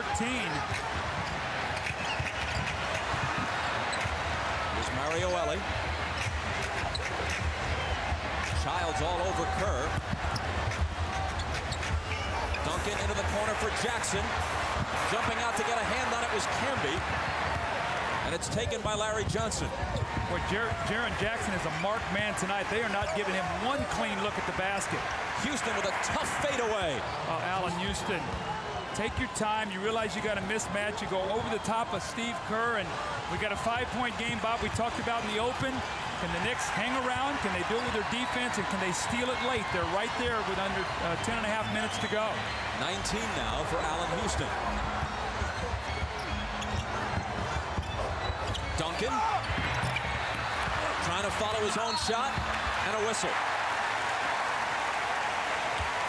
Duncan will come to the free throw line. Allen Houston, just take your time, get to where you want to get on the floor, get your rhythm, elevate, and shoot the jump shot. A sweet shooting jumper by Allen Houston that brought his team back to 5. And we talked about no offensive rebounds for San Antonio at halftime. Well, I know Tim Duncan has 4 already in this second half, which has been critical. He's given his team a chance to get some baskets, really to try to fight off New York. The foul, meanwhile, was on Kurt Thomas, and that was his 4th. If you want to find something to criticize about Tim Duncan, he is not a particularly good free throw shooter, although he hits that one. Well, he was terrific against the Lakers. Remember, he shot the ball very well and then did not shoot the ball well at all against Portland. You see game 1, 70%.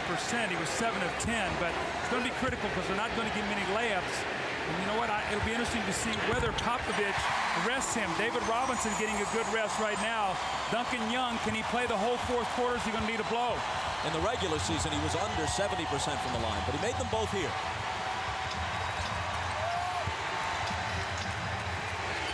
Here's Childs.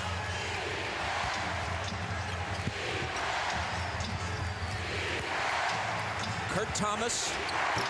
They need more of that.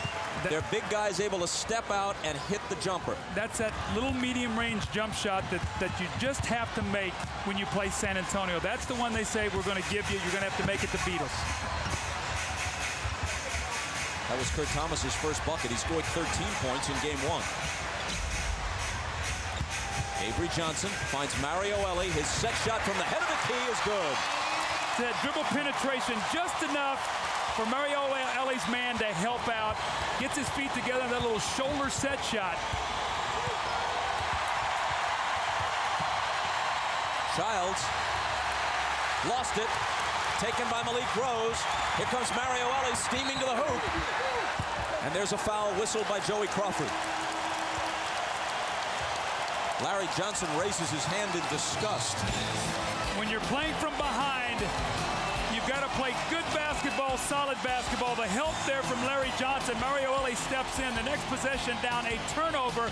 Ellie drives it hard to the basket, gets the foul, trying to push this lead back up to 9. And it's the third foul on Larry Johnson.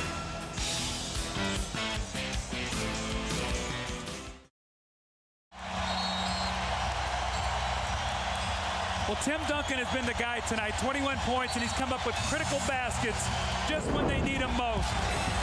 No offensive rebounds for the Spurs in the first half. He gets the first one of the game in a three-point play. First team all-league defense. It looks like he's got a layup.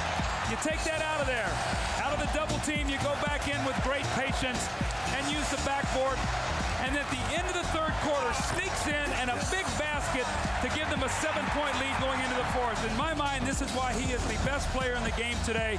Bob, you see all of his damage done foul line and under.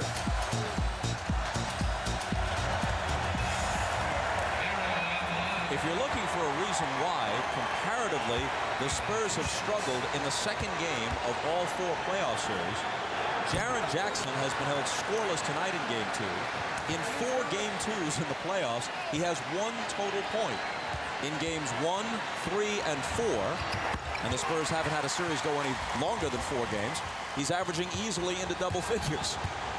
Well, Bob, look at the team now New York's got on the floor. These guys have combined 3 for 20. Do they have enough offense to come back? Down by 8 with 9 on the clock. That won't help. Stolen by Rose. So you run them into a shot blocker, you leave your feet, and a turnover. Those are deadly.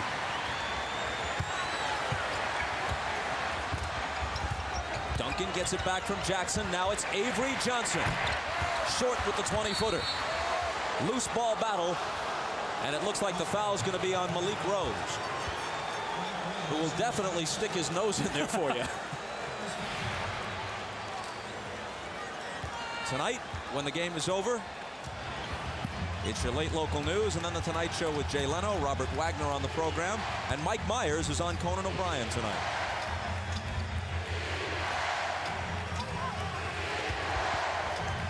Larry Johnson backing in against Rose, turning and hitting, plus the foul.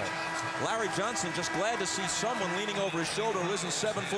I think you got to get David Robinson back in the game right now. They need another shot blocker, and here he comes. He's got a big rest. Malik Rose did a nice hustle job, but Larry Johnson can post him up. He knows it, so now David Robinson comes in with that second shot blocker. Sprewell for Houston. Allen Houston, if I'm the coach, I'm saying, Allen, you got maybe 30 seconds to a minute at the most, and then I got to get you back in the game. Johnson can't complete the three-point play. The bucket a minute ago was just his second of the game. He hit a three-pointer in the game's first minute, missed 8 in a row, and finally hit a basket just then. Here's Duncan. He was fouled. You don't want to reach on him because Camby was coming in there to block that shot. The reach in is what got Kurt Thomas in the foul. Camby was going to come back in there from behind, so that's 5 now on Kurt Thomas. But I think he's got to stay on the floor because with Allen Houston down, if you start bringing in somebody that can't score, you're going to be playing 3-on-5 again. That's what got them in trouble in Game 1. So, Allen, you better get your breath quickly and get back out there. Game 1, we showed you that contingent that chartered in from the Virgin Islands, some 160 supporters of Tim Duncan. They told us his nickname on the island is Fish and Fungi. Fish and fungi being a popular dish there. Fungi, kind of a cornmeal confection.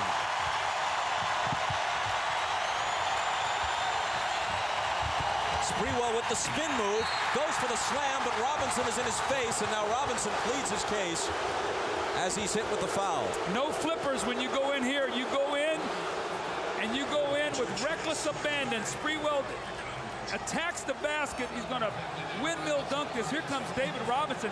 That's twice now that I think Sprewell's got the benefit of some calls with Robinson going up, looked like he got a piece of the basketball. But you know what, Bob? When you're aggressive, you'll get those calls.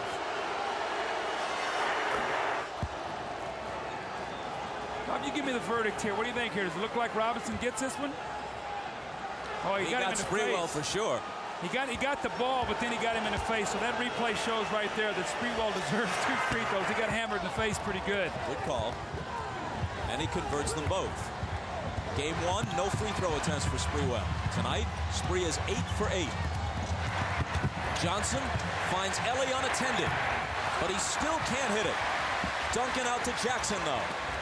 Guess who with the offensive board, and guess what it leads to? Guess who passes the ball? One of the Twin Towers to the other. A terrific look by Duncan, and the dunk for Robinson. And see, Robinson needed that rest, Bob. He was really getting tired out there. That was a fresh play there. You could see he had some bounce. Sprewell. Johnson, straight on 3. Badly overshot. That wasn't close. Was that Larry Johnson 1 of 10 now? I guess he made a field goal, so 2 of 11 for Larry Johnson now. Avery Johnson to Robinson. He drains it. Fresh legs. You get a chance to rest David Robinson. He's come back strong.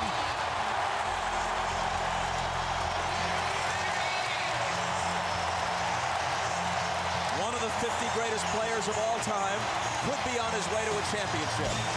Another in street clothes may be denied yet again. Tim Duncan, look at the inside position here. Actually, Thomas gets back, just a bigger, stronger player, kicks it out. You throw it back in the post, you get the double team. David Robinson sees it, says, you know what, I'm going right to the basket. The little pass and the finish by David Robinson. And then the next time down the floor, his favorite spot on the floor, the little screen roll, he fades out to the little 15-footer, knocks it in. The Spurs lead by 10. David Robinson is happy. And you're watching the NBA on NBC.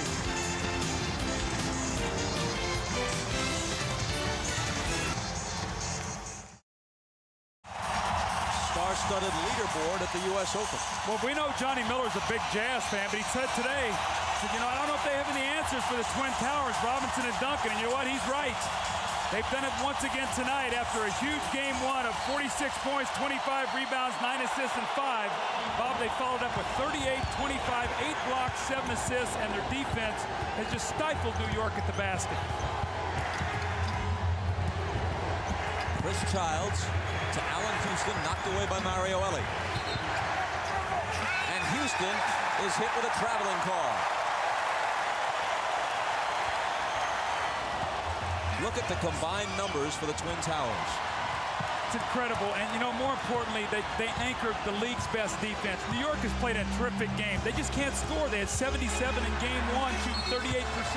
Tonight, Bob, they have 57 points. It's not from lack of effort. It's not because they haven't gotten some good shots. San Antonio can't get anything easy. They cannot, New York gets no layups. Sprewell a moment ago cut in front for the steal, but he was standing out of bounds. Sean Elliott. And the rebound is snatched by Sprewell. Still plenty of time, but New York has got to be flawless here, Bob, in its last 6 minutes of the game. They can't turn the ball over. They got to get good shots, and they got to play great defense.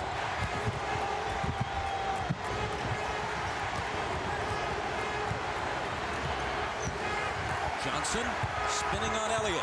Coming over is Robinson. Ball out of bounds, touched last by the Spurs, 3 on the 24. See, Larry Johnson just doesn't trust that outside shot. He thinks he's getting closer to the basket, but all he's doing is getting himself in trouble down there. Exactly 6 minutes on the clock. Got to shoot it quick. 24-second violation. One pass too many. Camby should have gone right up with it. Absolutely. And what happens now, you're Jeff Van Gundy, you take a timeout at 67-57. You get Allen Houston back into the game. You come back with 2 turnovers. Really a shot clock violation and Allen Houston walk. That will not get it done.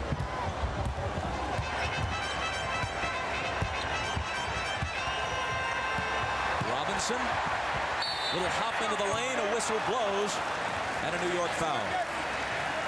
I tell you, New York desperately misses Patrick Ewing in a series like this, Bob. A big body, a guy that you can put in the game, that can make some shots. And you look at him right now, you think that he doesn't want to be out on that floor. How hard he's worked his entire career to miss this moment. The foul was on Camby. It's his fourth.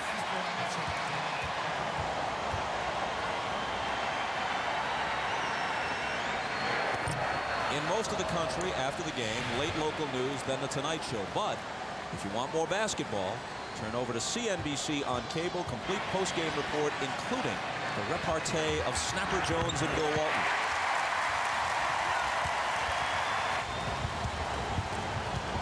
Spurs by 11. That matches their largest lead of the game, Bob.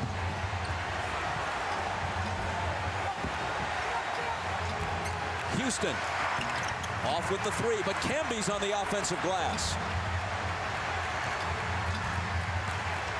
Houston driving, trying to find Camby and a pack of white shirts. Ball knocked away. The officials confer, and Crawford overrules Crawford.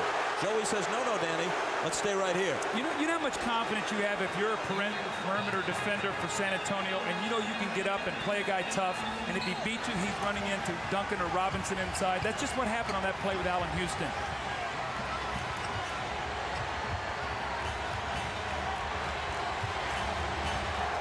Ellie bumping him. Houston takes him to the baseline. Whistle before the shot. Mario Ellie, the guilty party. It's his second. But this is what happens. They force Allen Houston and Sprewell to work so hard that come fourth quarter time, it's very difficult for them to be able to finish their shots. Time slipping away on the Knicks. Exactly 5 minutes remaining. Sprewell gives it up to Camby, who lays it in, but he charged. They'll wave it off. Boy, that's a tough play right there. It looks like Camby makes a nice move at the basket, and who comes over? Tim Duncan. Camby explodes to the basket, a nice little pass. He comes over, sets himself. That's a good call. He was there, and he was outside the box. And that is Camby's fifth.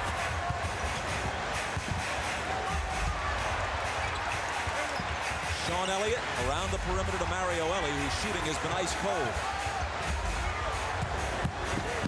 Avery Johnson, 2 seconds to shoot. Slapped back in his face by Camby. Sprewell takes off to the other end. Sprewell tried to leave it behind him for a trailer. Johnson is there to pick it up.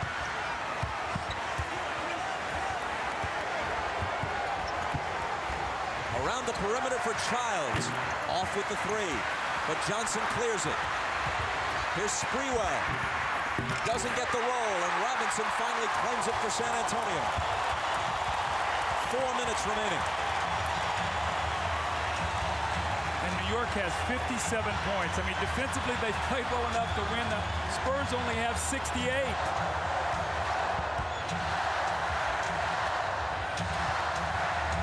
Duncan with 4 on the shot clock. From a bit outside his range, he misses. Well, this year, the average NBA team scored 91 points a game, the lowest since the advent of the shot clock in 1955. And this game will come up short of that for both teams. Not all of it is good defense. Somebody's got to make a jumper.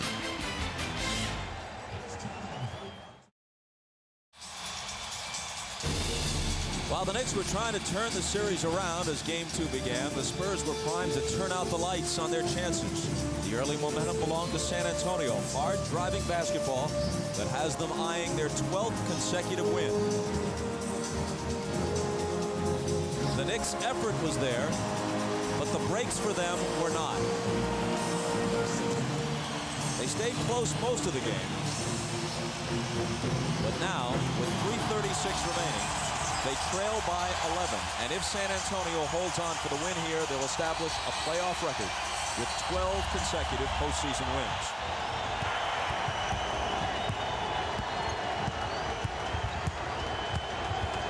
Chris Childs to Larry Johnson. Now he has it back. 4 seconds on the shot clock. 2 seconds to shoot. Larry lets it go. And it bounces to Mario Ellie. A double-digit deficit And the shot clock winds all the way down before you get one off. That's a bad sign. Nice pass inside from Avery Johnson to Sean Elliott, but he's denied by Sprewell.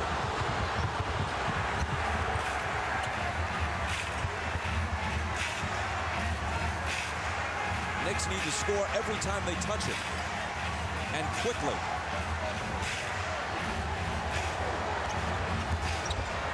Camby. Not what he had in mind.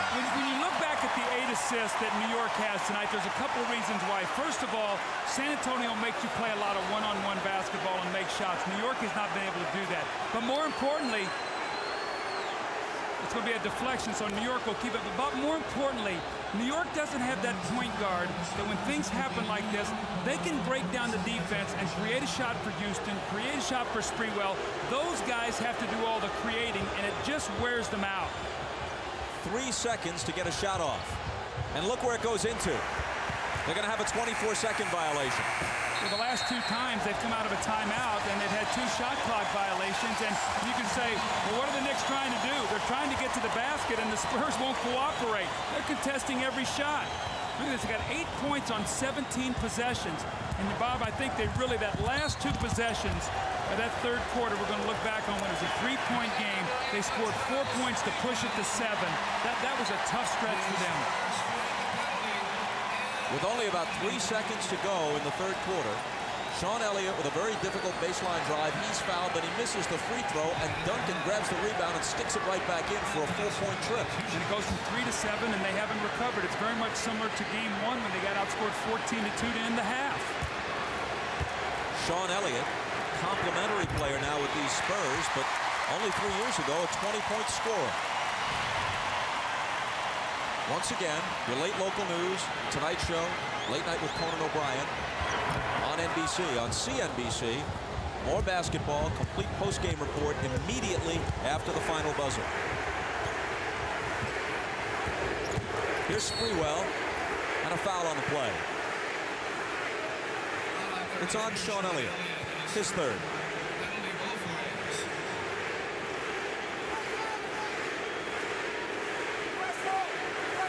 The San Antonio Spurs have closed out all 3 playoff series leading up to this one on the road. So in a sense, their fans have never gotten a chance to really let loose and celebrate, although 40,000 are making plenty of noise here. 40,000 is tremendous for a finals game, but this is not a basketball arena. It was built for football.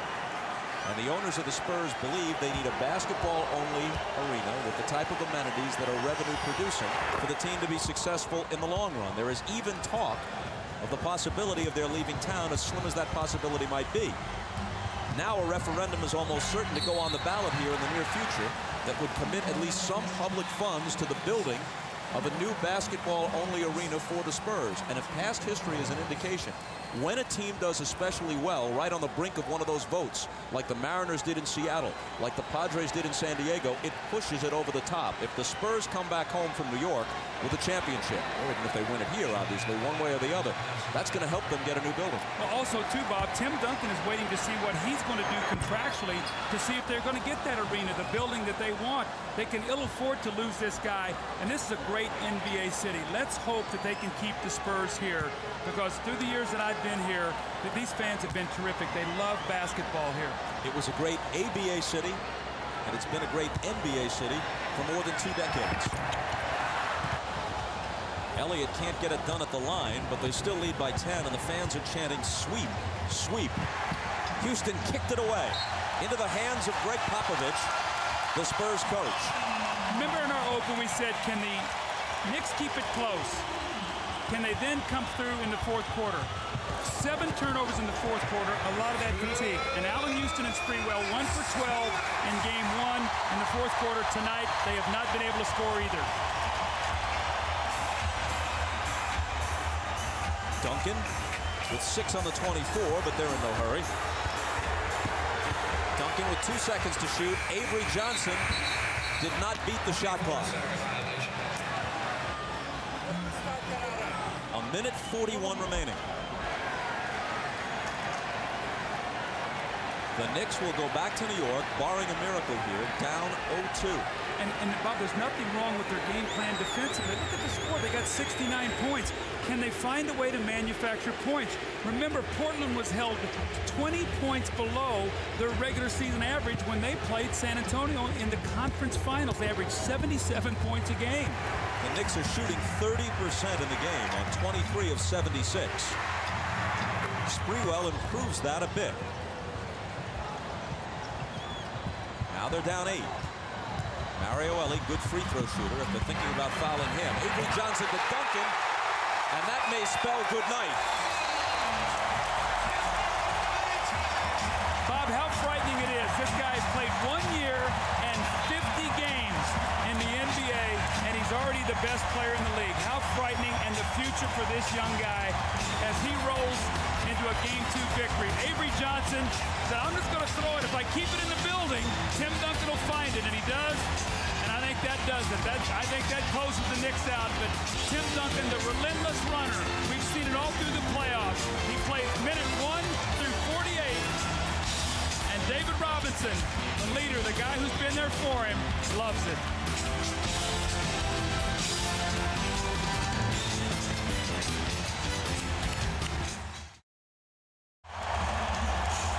Tremendous ovation just subsiding now at the Alamo Dome.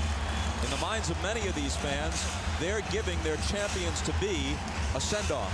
That's just from their perspective. They don't think they're coming back here for a Game 6.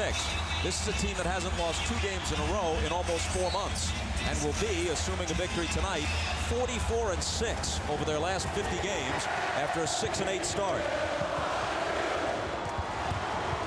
Sprewell around Elliott, but it squirts out of his hands. Camby claims it. Childs fires a 3. It rims out, and the ball goes out of bounds to San Antonio. Well, that could have given them a glimmer of hope, would have brought them to within 7 with over a minute left. Well, Childs is 1 for 7 tonight. He was 1 for 8 in Game 1, so he's 2 for 15 in the series. So as well as he played earlier, he has not been able to do that in this round here in the first 2 games. Camby fouls out. And we're looking at the lowest scoring finals game in NBA history. Fort Wayne beat Syracuse in the first year of the shot clock in 1955, 74-71. The combined points here will be lower than that. See, Marcus Camby fouls out with 6 points and 11 rebounds, gave them good energy, did some good things for them, but you could just see not able to manufacture any points. You know, you're talking about a guy who the last 2 games against Indiana averaged over 18 points a night. So they have just taken away all the scoring and made Houston and Sprewell work hard for every basket as we see Robinson lead, and they've just worn them down. How about David Robinson, 16 points on 8 shots. That's pretty good production. That means 2 points every time he puts the ball up. Inside a minute, after the 2 free throws by Avery Johnson, Spurs by 12. Sprewell leans in and banks it in. He wanted a foul on top of it, but doesn't get it.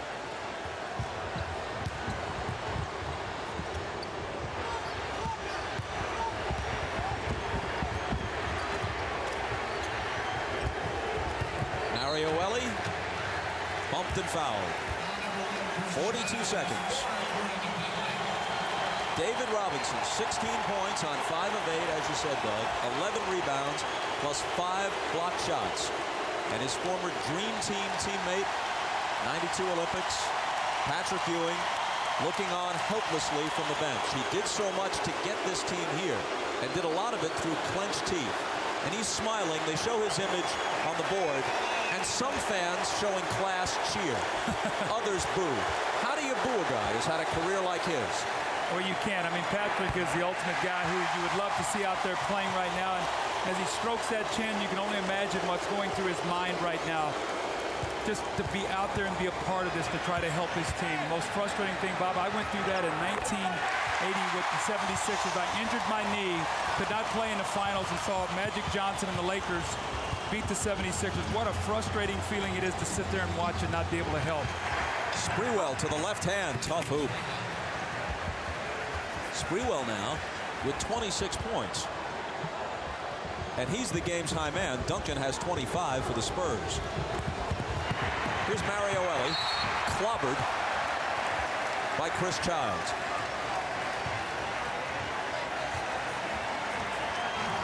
Ellie's shot has not been there for him, really, for much of the postseason, and so far through 2 games of the finals. But he is a tough defender, and he's an inspirational guy on this team, so they want him on the floor as much as possible. You know, I'm sitting here by Dave Checketts, who's obviously the president of the Knicks, and he was talking to me, and he said, you know what? Until you see these guys in person, you don't realize how tough Ellie, Elliott, Jackson are on the perimeter defensively. And he's, you know, as I talked to him between the timeout, you see Dave right there. He said, you know what? Our guys are playing. At least we can't find a way to get the ball in the basket as Tim Duncan leaves the game, and you see his numbers. 25 and 15 with 4 blocks thrown in. You know, everyone talks, and understandably so, about New York being a Cinderella team, considering they were in danger of not even making the playoffs late in the season. But with the exception of 3 guys, Elliott, Duncan, and Robinson, who were first-round draft picks, this Spurs team is a team of vagabonds. Here's Antonio Daniels out to Jaren Jackson, who's one of them. Jaren Jackson finally hits a 3, which is some satisfaction for him. But Jackson's a guy who's been with 8 teams. Mario Ellie played with a bunch of CBA teams, played in 4 different countries. Avery Johnson was cut twice by the Spurs. So if these guys are closing in on a championship, it's been after a long, hard road for most of them. They take a 2-game lead to New York, winning game 2, 80-67. The Admiral is with Ahmad Rashad. All right, thanks, Bob. I'm here with David Robinson. David, sort of a strange game in the beginning, but you guys showed so much poise and concentration coming back in the second half.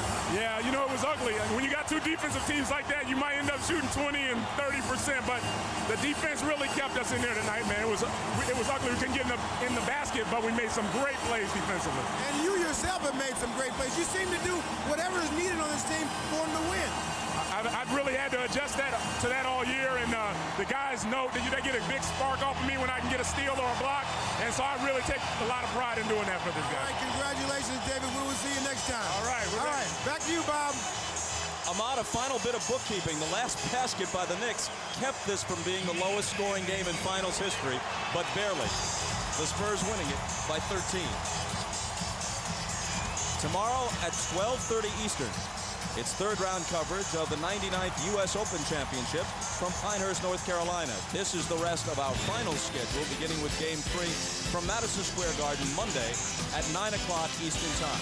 The golf coverage comes up over the weekend, the U.S. Open on NBC. Now tonight, after your late local news, it's The Tonight Show with Jay Leno, and Jay's guests include Robert Wagner.